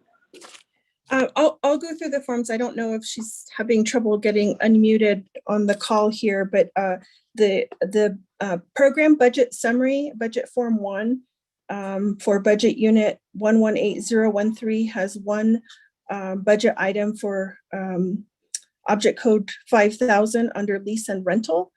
And the fund type code is 1. The amount for last year's budgeted amount is $121,400, and the proposed budget for this year is $134,000 for a difference of $12,600. And then just for the program performance criteria for budget form 2, the criteria and the goals are to meet the nation's obligations for land use on the Hopi partition lands.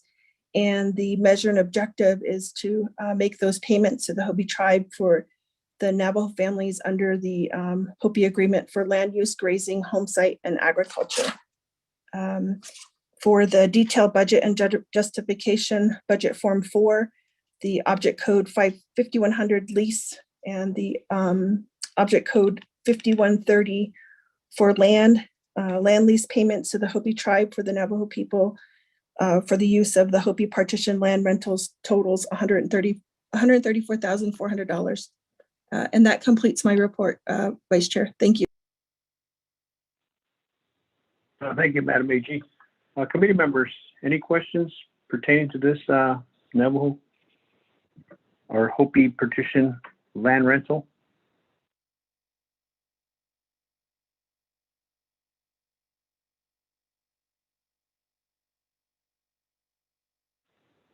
I don't hear any questions, so I suspect that this is all in order.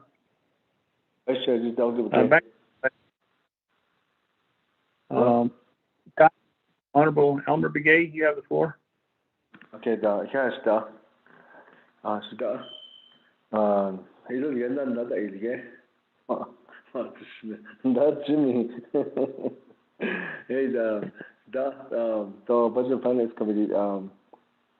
I know that so understanding that there's interest on these that we have to pay. Can you, Madam Deputy AG, can you explain more regarding the late payment, or why we have to pay interest on this? Whose fault is it? Is it the BIA, or whose? Do we get these invoice on time, or how does it work? I mean, I think once we get it, we should be paying for that, and I guess the first question is why do we have to pay late payments and the 6% too? And then the other one is that what does as long as we paying this type of rental for home site and grazing and farm sites, I mean, why are they not working with us on these AA agreements? I know that we had the hardest time trying to get a power line extension into the area, and also we're trying to get them solar projects in the area, but it takes them a long time to answer that until the programs are over, and they'll be calling in and they say okay. And so why does it have to be really giving us the hardest time if we've been paying this so much, and we should be paying the interest too if it's the BIA's fault, giving us a late or giving us invoice very late. So that would be my question, Thank you. We'll go ahead and turn the floor back over to Madam AG. Madam AG, you have the floor. Thank you, Vice Chair, and thank you, Delegate Begay, for the questions here. And just to clarify, there's not any payments that are being made late that are the cause of the interest payment. There's not an invoice that we receive that sits idle, accruing interest. In fact, what the nation has done since 2015 is prepay before the BIA has actually made an assessment just based on that 2009 order and what the court ordered in that particular case. We estimate the average that the nation would owe if the BIA made those assessments, and we prepay them to avoid any kind of penalty or interest. But just to provide some additional background on that 2009 order, that order, among other things, decided the home site rents, for example, from 1990 to 1995. It mostly resolved farm site rents from 1986 to 1995, as well as grazing rents from 1979 to 1995. And it remanded several issues regarding farm site and grazing rents for different periods of time, 1986 to 1995, as well as 1979 to 1995. And that's the order where the court found that prejudgment and post-judgment interest accrues on any unpaid rent at the rate of 6%. And so that's where that interest amount comes from, is from that 2009 order. But since the court has made that order and the nation has made payments, including payments that are still under appeal through the IBIA, the nation has made the decision, at least since 2015, to pay rents for 2010 and beyond to avoid any kind of pre-interest or post-judgment penalty. So I hope that clarifies the first question, that there's not any interest the nation is paying for a late kind of invoice or anything like that. And then with respect to the questions about the accommodation agreement, I know that our outside counsel that's handling the matters that pertain to that accommodation agreement presented to the Navajo Land Commission to give some background and context. And we can also cover that in the litigation update and executive session next week with the Navajo Nation leadership. So I hope that for purposes of the budget hearing, I'm asking the committee to allow me to defer the answer to the questions regarding the underlying litigation for the update next week. Thank you.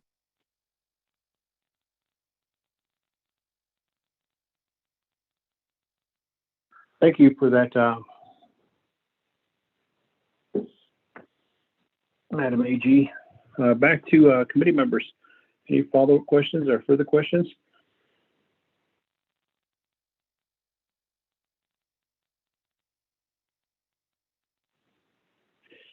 Thank you, Madam AG. I don't think there's any other questions on your budget here.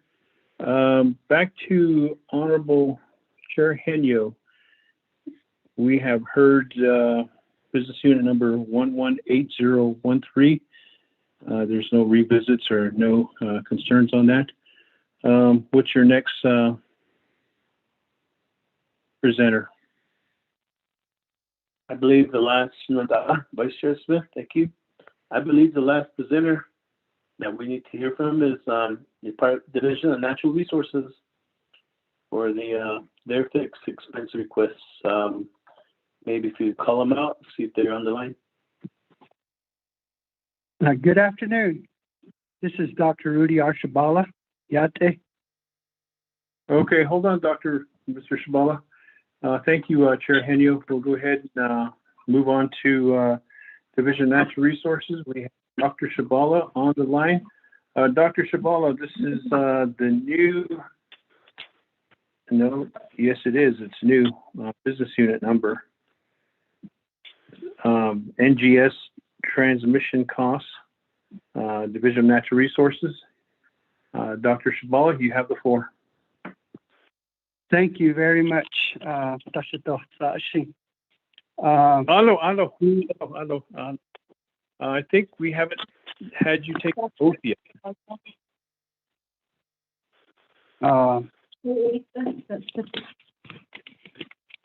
Yes, sir.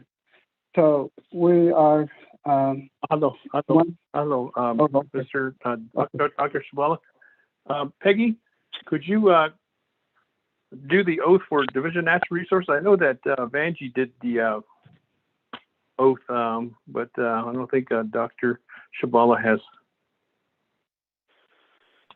Okay, thank you, Vice Chair.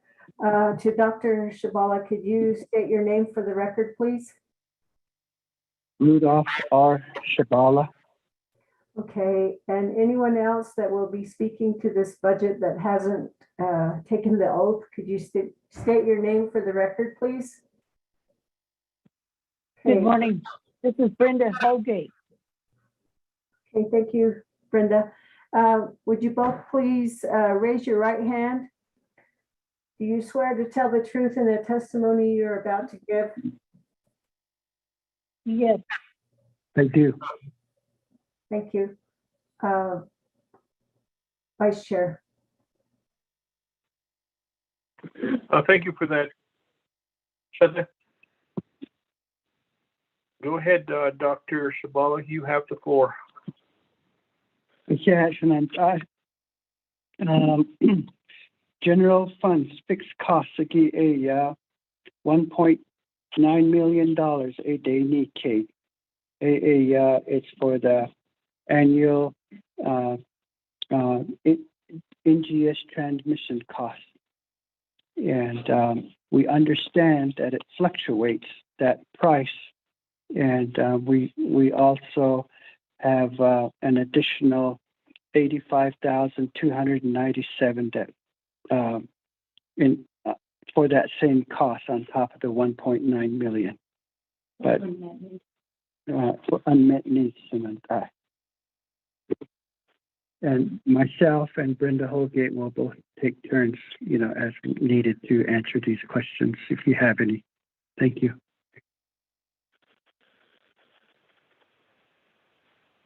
Thank you, Dr. Shabala. Do we have a budget in front of us here, Peggy? Vice Chair, I will be emailing that out to you momentarily. Okay. Dr. Shabala, once that budget is emailed to us, either yourself or Brenda Holgate will present the budget to the Budget and Finance Committee members. Form 1, Form 2, or Form 3 and Form 4, I think it's all inclusive in that, depending on how your budget's set up. And then after you do that, then total will be turned back over to the Budget and Finance Committee members for any questions pertaining to your NGS transmission costs. Shananda.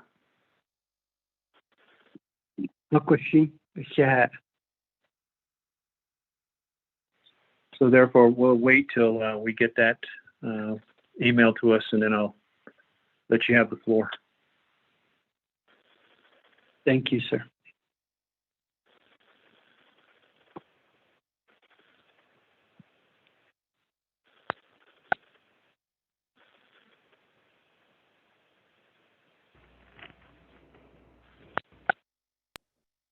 I share that was emailed out at 12:24.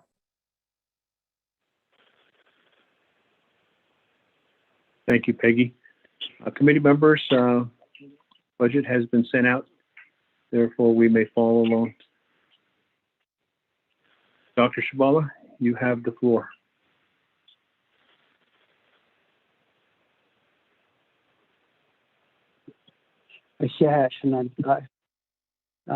The fixed cost daily KDG is from general funds.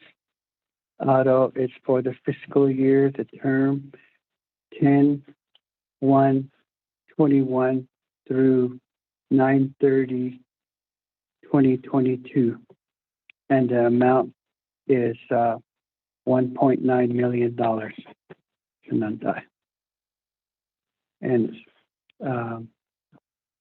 it's on the part 3 of the budget summary, and it's for the contractual services for the U.S. Bureau of Reclamation, and for the assigned 500 megawatts, and the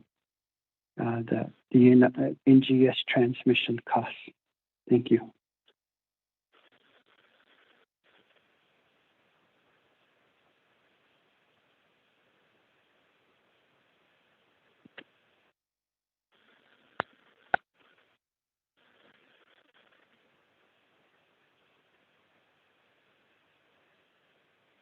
Thank you, Dr. Shabala. Shanandad on the Flanagan Budget and Finance Committee. Any questions? Vice Chair Smith, this is Delegate Crotty. Honorable Crotty, you may have the floor. Thank you, Vice Chair. So I'm having some technical difficulties. I do not have the budget. In following the reading of Dr. Shabala, is there a breakdown of this budget? That just would be helpful. I just don't have a way right now to pull up the budget, so I apologize, committee members. I just want to make sure that it is compliance with the definition of fixed cost. Thank you. Thank you for that question, Honorable Crotty. Unfortunately, technical problems do happen. Maybe I can clarify this. Under Part 3 of the budget summary, there is that line item number 6500, contractual services. Fund code type is 1, and the proposed budget is in the full amount of $1,900,000, which is on the Form 1 and prepared by Brenda Holgate and signed by Chief of Staff Paulson Chaco. Honorable Crotty.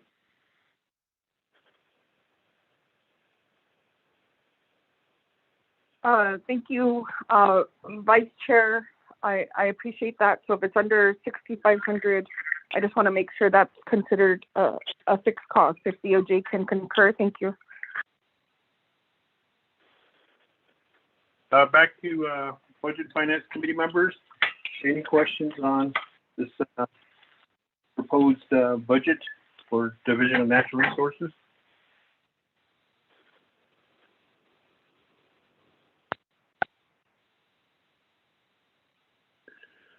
Indeed.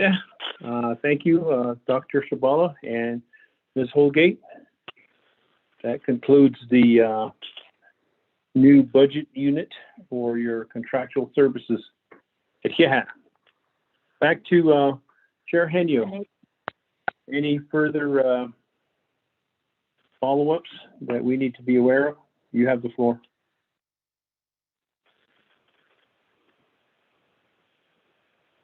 Okay, Vice Chair Smith, I believe that's it for all the presentations. If the minute is ready by Office Legislative Council, we can move forward on the motion for the amendment. Thank you. Thank you, Chair Henyo. Back to Legislative Council. Is the amendment complete? Has it been sent to the committee members for action? Well, thank you, Mr. Vice Chair. This is Lurleen with OLC. I just now sent one to Peggy to have her take a look at it. I did 3. I did radio communications, Navajo Nation Integrated Justice, and facility maintenance. Deleting those from Exhibit A from Exhibit B, and recalculating the dollar amounts in the very bottom row. However, Peggy sent me a list that it also includes telecommunications and FMIS maintenance, FMIS debt service. Let's see. So there's 3 others there that I have not included in the amendment that I sent. I need to know whether the committee wants those included in the amendment, meaning deleting those from the exhibits, or if the committee is going to give telecommunications, FMIS debt service, and FMIS maintenance an opportunity to represent.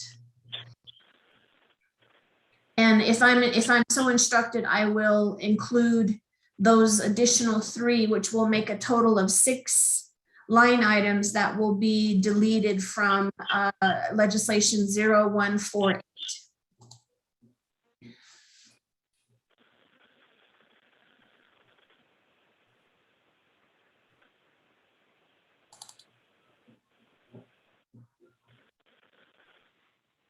Thank you, Legislative Council.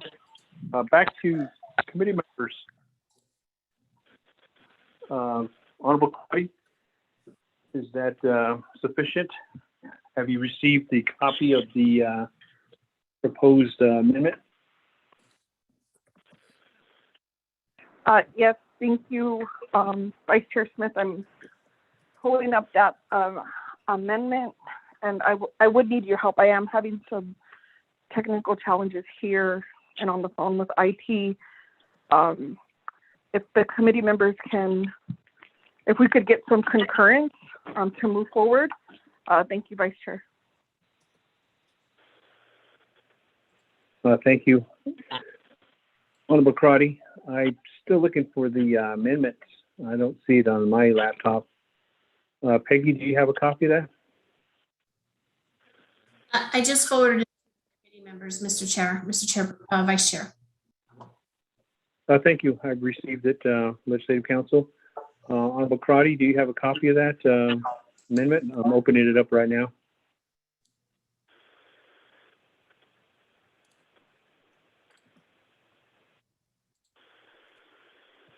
Vice Chair, this is Peggy. Committee members will give time for Honorable Crotty to review that. Peggy, do you have the floor? I didn't hear a response, but I guess Delegate Crotty will enlighten us on which ones must include.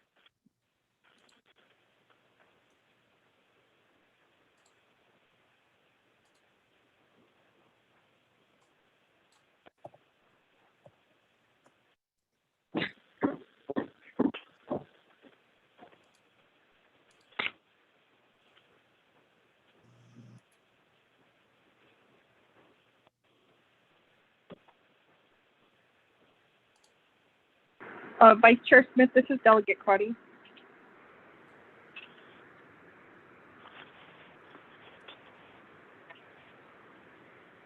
Go ahead, Crotty. Yes, of course.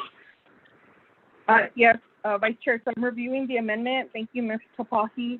I need to know if we addressed the amendment also on page 2, line 9, if we need to, or line 8, so it'd be like to remove right now the Division of General Services and Judicial Branch.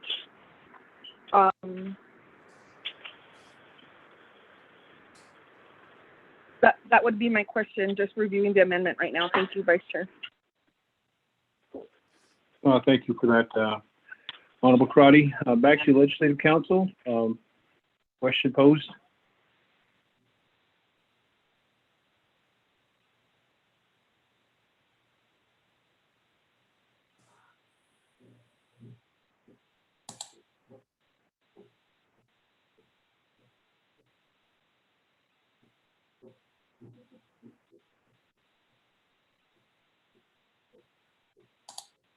Mr. Vice Chair, this is Lurleen. May I speak real quick?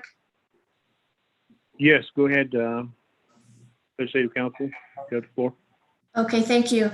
I had a couple typos, so I resent the amendment. I apologize for that. I got a email from Peggy, and it looks like she did CC everyone. She's stating that on August 5th, utilities, telecommunications, which is business unit number 118005. That's the third row on both Exhibit A and Exhibit B. She stated that and also telecommunications, which is 118007, that's the fourth row on Exhibit A and B. She indicated that both of those were stated as revisits, that the committee wants to revisit those. And she also stated that Delegate Crowdy mentioned FMIS debt service. So again, my question is, this revised amendment that I just sent at 12:38 p.m. with, it says rescinding amendment with corrections. I just need to know if I need to add to that, so that whichever is added to that will be deleted out of the out of this legislation. Thank you, Mr. Vice Chair. Thank you, Legislative Council. Back to amending party. We are asking that question from Legislative Council. Any additional language that needs to be placed in there? Honorable Crowdy, you have the floor. Thank you, Vice Chair Smith. So I'm just waiting for that corrected amendment, and that'll just help me visually see what's being recommended and as we move forward. So thank you, Ms. Nakai, for providing that information, and Ms. Chapahi for developing the amendment, and committee members for your patience. Thank you. Mr. Vice Chair, may I just add one more quick thing I forgot to say? Legislative Council, go ahead. You have the floor. Okay, thank you. Whoever prepared these exhibits should prepare updated exhibits to give to Peggy and to OLC. And those programs that are ultimately going to be deleted from this legislation need to get their revised budgets to OMB, so OMB can provide exhibits to the new legislation. That needs to be posted by 7 p.m.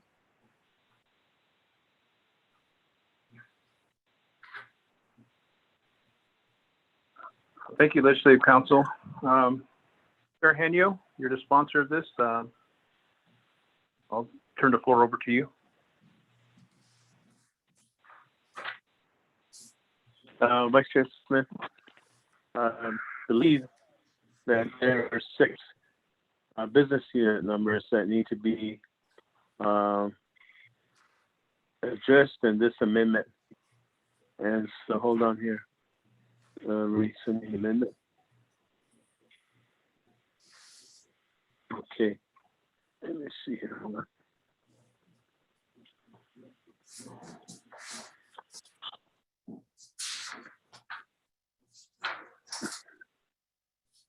Again, all I see is 3 business units.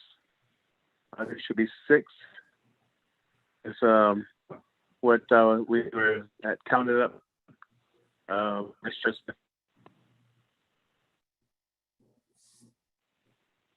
thank you, Chair Henyo. Back to Legislative Council. There is supposed to be 6. Not sure how we can address it. It may take a little more time to adjust your amendment. Also back to Honorable Crotty.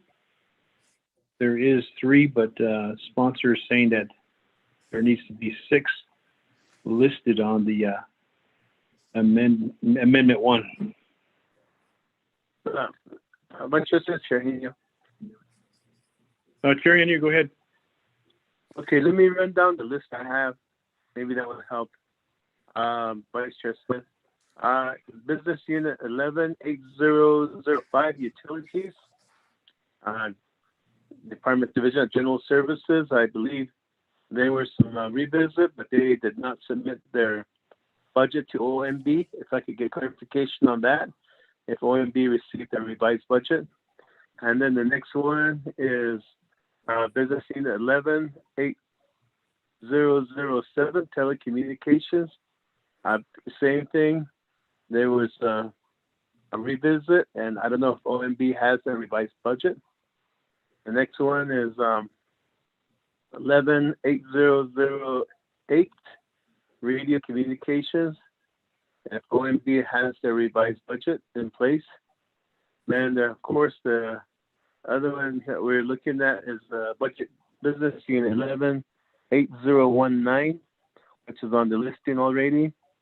And then also Business Unit 118022, FMIS Maintenance, which I believe OMB stated there was a revisit, but they have not received a revised budget at this present time. And then I believe, let's see here.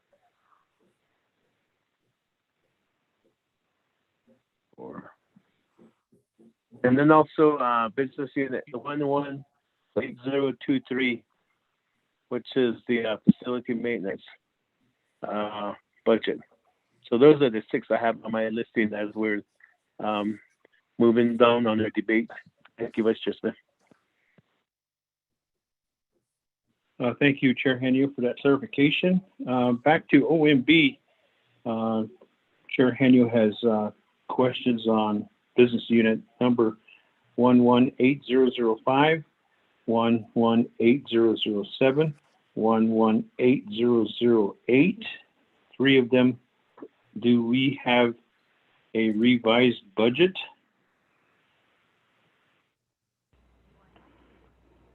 Good afternoon, Vice Chair, committee members. This is Lisa with OMB.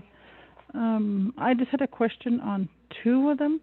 The 118005, the fixed cost utilities. They had budgeted $4 million for fixed cost utilities under general services. Budgeted $4,196,745 under energy, which goes under electric, natural gas, and propane. And then $603,125 under services for water and sewage, and the other was $30,900 for building repairs and services, and then the other one was $539,455 was external contractors for the waste disposal and landscaping. Weren't these okay under the fixed costs budgeting, because this was the utilities? What was the question on exactly? Then I have the same question for Business Unit 118007, the fixed cost telecommunications, because they had budgeted $948,300 under the telephone, which is the telephone and long distance. And then they had budgeted $409,757 under the internet, the DSL and the T1 line. Those 2, I thought those 2 were okay under, they weren't for a revisit. So I don't understand what the questions were for those 2 budgets. The rest I do get as revisits, yes. Mr. Chair, committee members?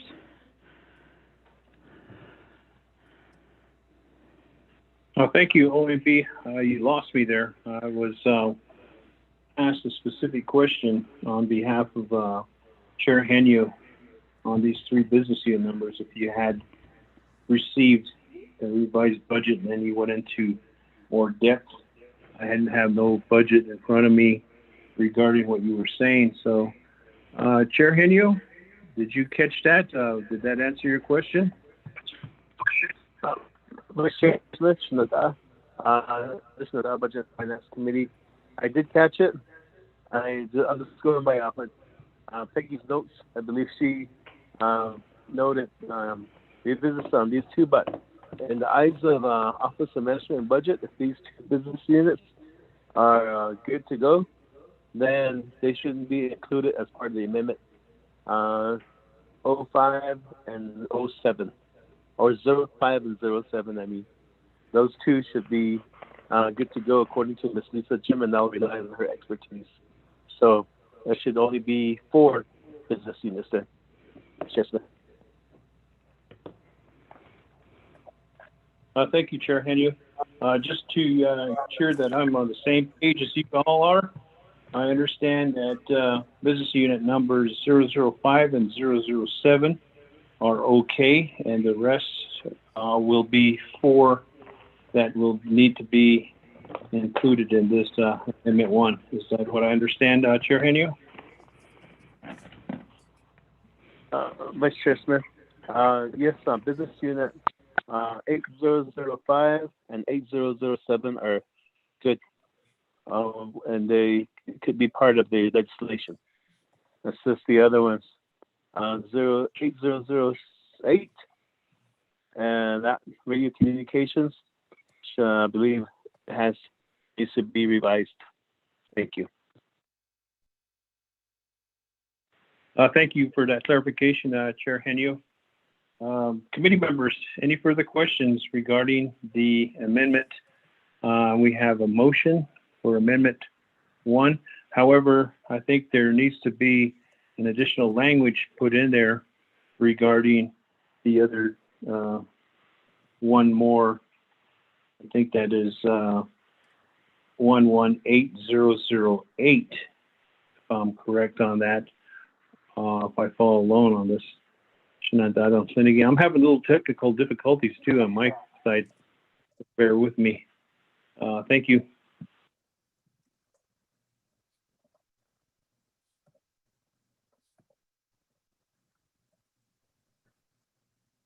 Vice Chair, this is Peggy.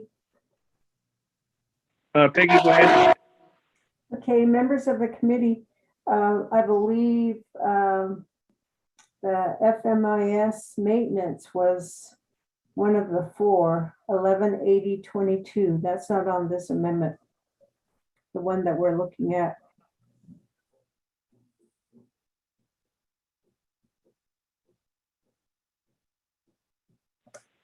Thank you, Peggy.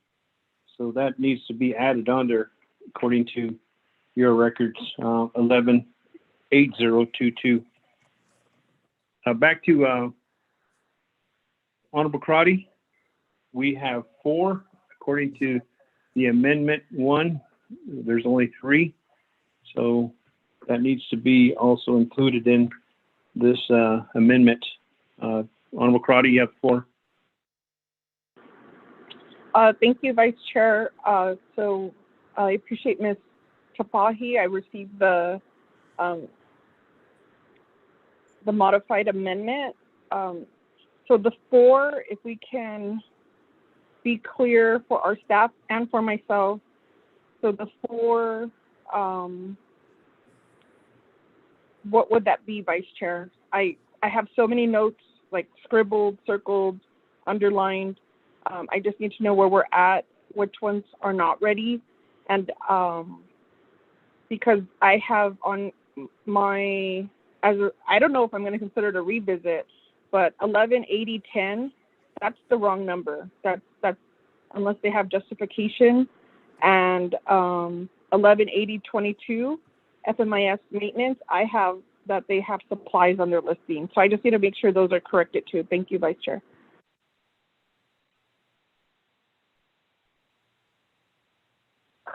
Thank you for that question, Honorable Crotty.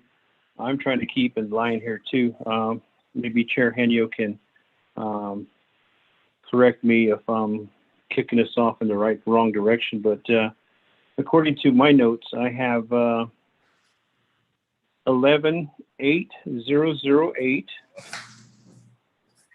and also 118019. And 118022, and I think I'm missing 1. Vice Chair Smith, 118023 also. That makes 4. Great. Okay, it was right under my eyes. Thank you, Chair Henio. I appreciate that. The 4, let me repeat that again, is going to be 118008, 118019, 118022, and 118023, which will be part of the Amendment 1. Honorable Crotty.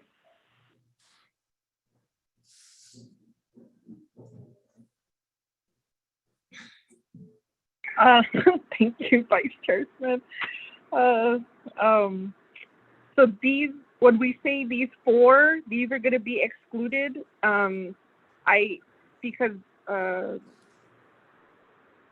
wait, I'm sorry. Oh, I just need to know if the FMIS debt service 118010 has been fixed, and if 118022 has been fixed, that it doesn't need to be on the list to be excluded. Vice Chair, if we have anyone from the Office of the Controller to provide that updated information, or I apologize if OMB may have mentioned they did not receive updated budget forms, then we can move forward in adding those 2 items to the amendment. Thank you, Vice Chair. Thank you, Honorable Crotty. I think you mentioned 118010 and also 118022 was your question. According to my notes, the 118010 is considered okay. 118022 is the one that needs to be placed in the Amendment 1. Office of Controllers, are you available? Vice Chair Smith, this is Chair Henio. Chair Henio, go ahead. You have the floor. Thank you, Vice Chair Smith. Other Budget and Finance Committee members. The reason why 118022 was added to the amendment listing is because Office of Management and Budget, when the question was asked if they received the revised budget, their answer was no. And therefore, if the budget is not in the hands of the Office of Management and Budget, then they need to get that budget in place with that deletion of the supplies, I believe it was, on their line item, and make it a true fixed cost budget. That's why they were added to the listing, Vice Chair Smith. Thank you for that clarification. Honorable Crotty, you're the motioning party for Amendment 1. Any questions on, I guess we're trying to put this as in order to include what Chair Henio had mentioned on business unit number 118022. Legislative Council, I'll turn the floor over to you. Are you ready for to make the amendment according to 4 business unit numbers? Thank you. Thank you, Mr. Vice Chair.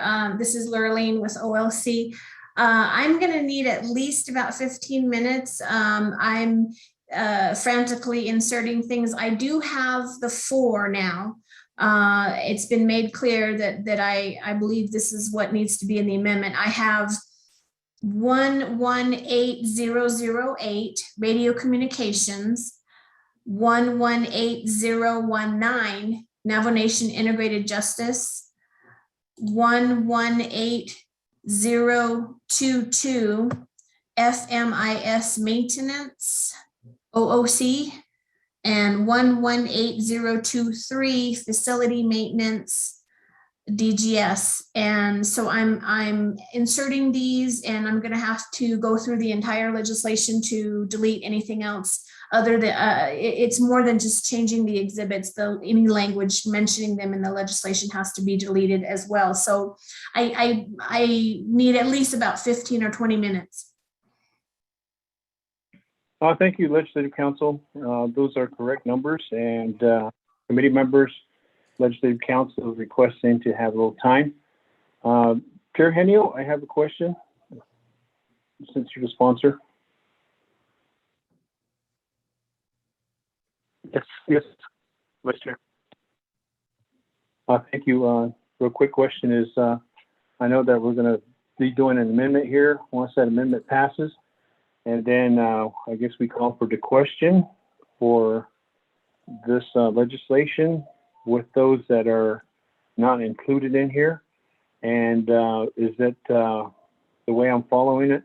You will be dropping legislation for these 4 units, or business units, for the upcoming meeting on the 17th to have their proper budget as requested by BNF, so that we can hear it on the 17th on the 5-day comment period. Is that how this is going to turn out, Chair Henio? Vice Chair Smith, Budget and Finance Committee. Yes, this will allow the programs to make those revisions that we had concerns over, especially the line items that are not the fixed cost items there. We need to have a true fixed cost budget to be presented. Therefore, it is 1 o'clock now, and then we give the programs time to make these needed changes. And I plan on driving to Window Rock and staying there this evening till legislative services gets the legislation out, which I believe we get. It's the public programs. If they truly wish to have their budget passed by Budget and Finance, they would get on this right away and have it to the Legislative Council before 5 o'clock, so we can get this stopped earlier, and then this way it'll ensure the 5-day comment period by August 17th. Vice Chair Smith, that's the intention, and therefore we can move forward. And also to be mindful of programs. They're not losing the money just because they're being deleted off this legislation. It's just a matter of fact. They need to go back and make it true as a true fixed cost budget. Thank you, Vice Chair Smith. Thank you, Chair Henry, for that clarification. Hope the programs have heard exactly how this is working and how this is being addressed accordingly. The reason why we're at this point in time trying to ensure that fixed cost is fixed costs, and these are the reasons why there's been a delay on the hearing here. Committee members, any questions regarding this legislation? Vice Chair Smith, I'll get Crotty with the question. Honorable Crotty, you may proceed with your question. Yes, thank you, Vice Chair. I'd like to ask OMB if they received a revised budget from FMIS Debt Service. I'm going back to that account. There's a difference in how much is needed to pay off, and so they were going to provide justification. Did the committee receive that documentation? Thank you, Vice Chair.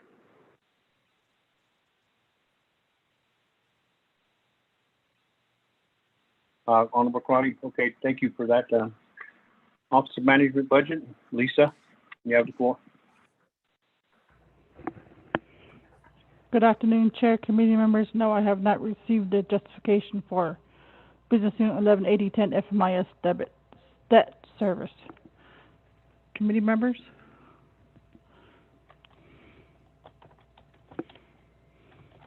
Christine, thank you for that. Lisa, back to committee members. Any other questions prior to the amendment being drafted? I think we have at least 15 minutes requested for time to have that amendment in order. Committee members. Vice Chair Smith, Delegate Crotty.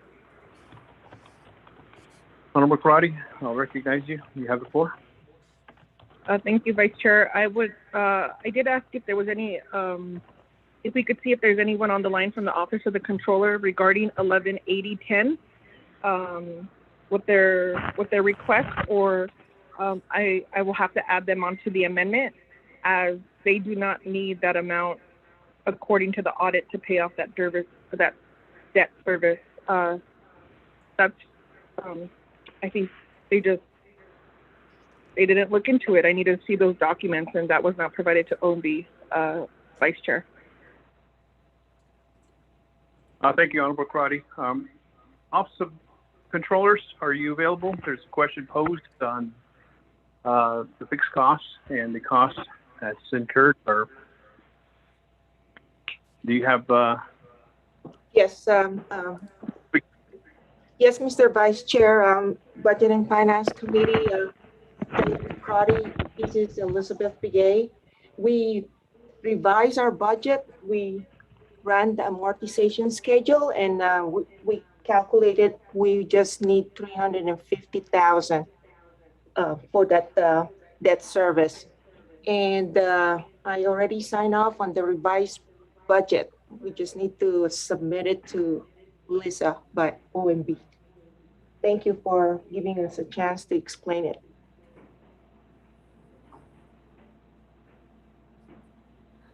Mr. Vice Chair. Thank you, Madam Controller. Back to committee members. Any other questions? Minute left, Dominic? I have a quick question of Ms. Begay.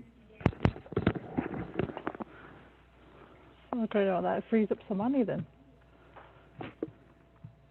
I hear background noise. I think you guys need to mute your phone, please.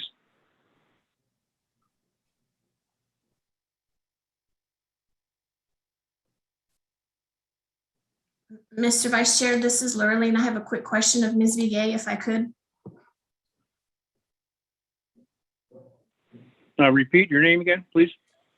This is Lurleen Tapahi from OLC. I just have a quick question of Ms. Begay, if I could ask her the question. Sure. Go ahead, Legislative Council. Thank you. Okay, thank you. Ms. Begay, in the legislation here, 0148, I see mention in the findings and also in section 3.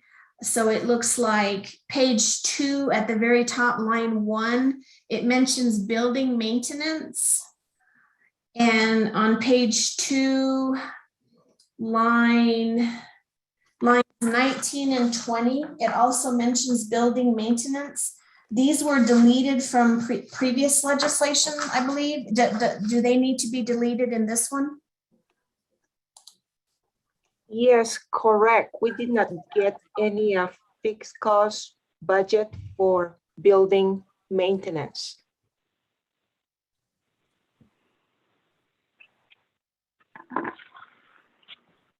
Legislative Council, does that answer your question?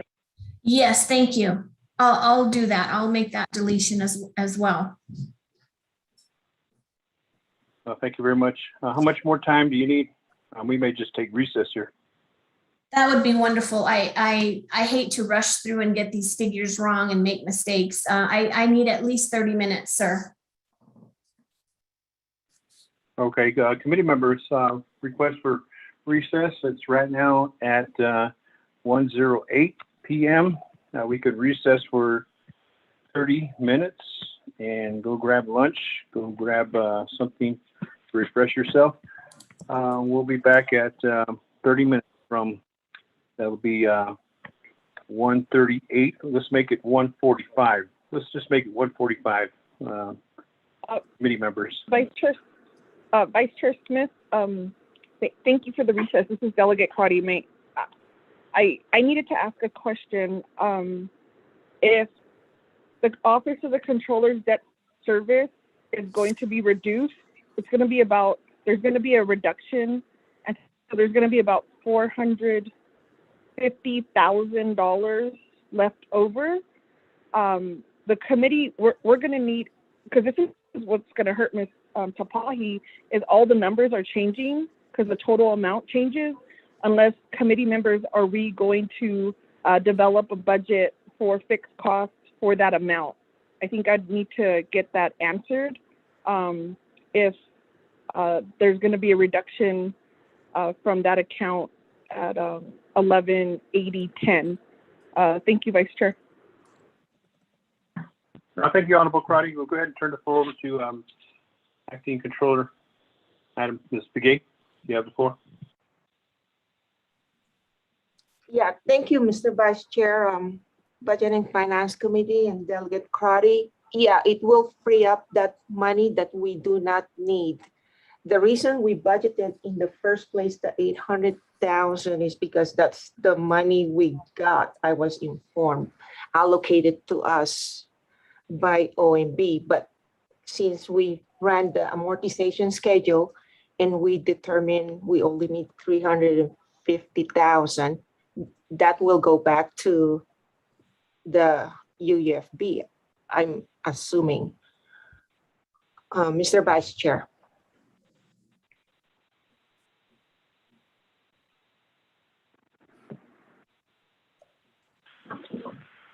Back to Honorable Crotty. Does that answer your question? Thank you, Vice Chair. So I think that funding can be reallocated since there's a fixed cost amount and it's in the legislation. And so I'd like to see what options we have as a committee to reallocate those dollars for fixed costs. I'm thinking about the tax commission, and I'm not sure if legislative branch has any fixed costs that we may be able to include, or other programs like Daltex or other areas that are priority for the committee. Thank you, Vice Chair.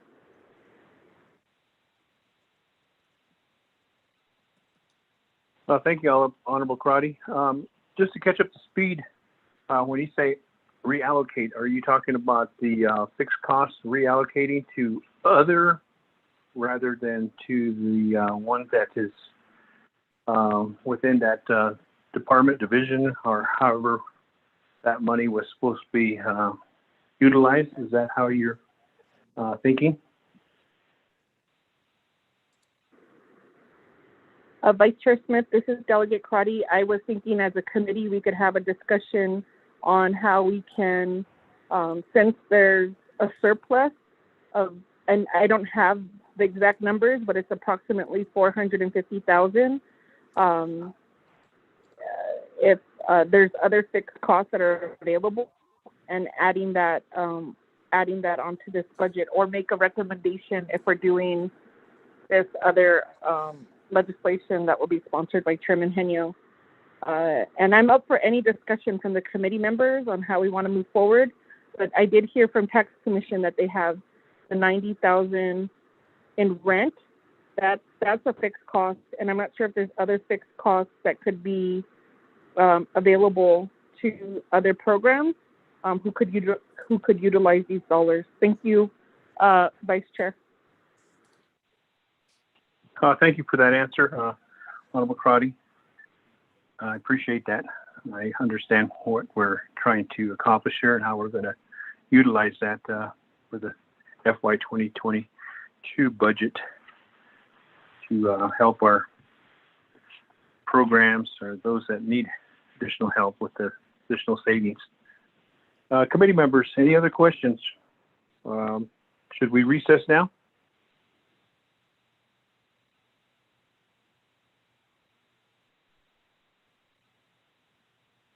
I don't hear any, so I will call for a recess. We'll reconvene at 1:45 p.m. and move forward. Committee members, we are now in recess mode.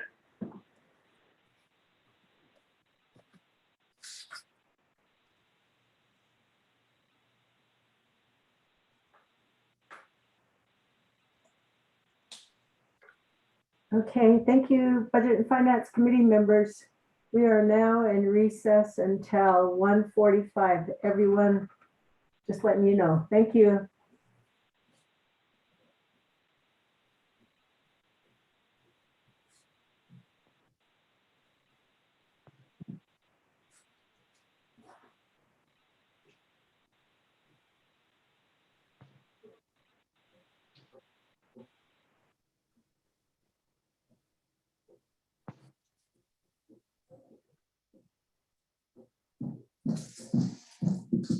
Come in. Okay. How's your child? What are you doing? He's gonna fly Friday night. And Larlene, we can hear your conversation.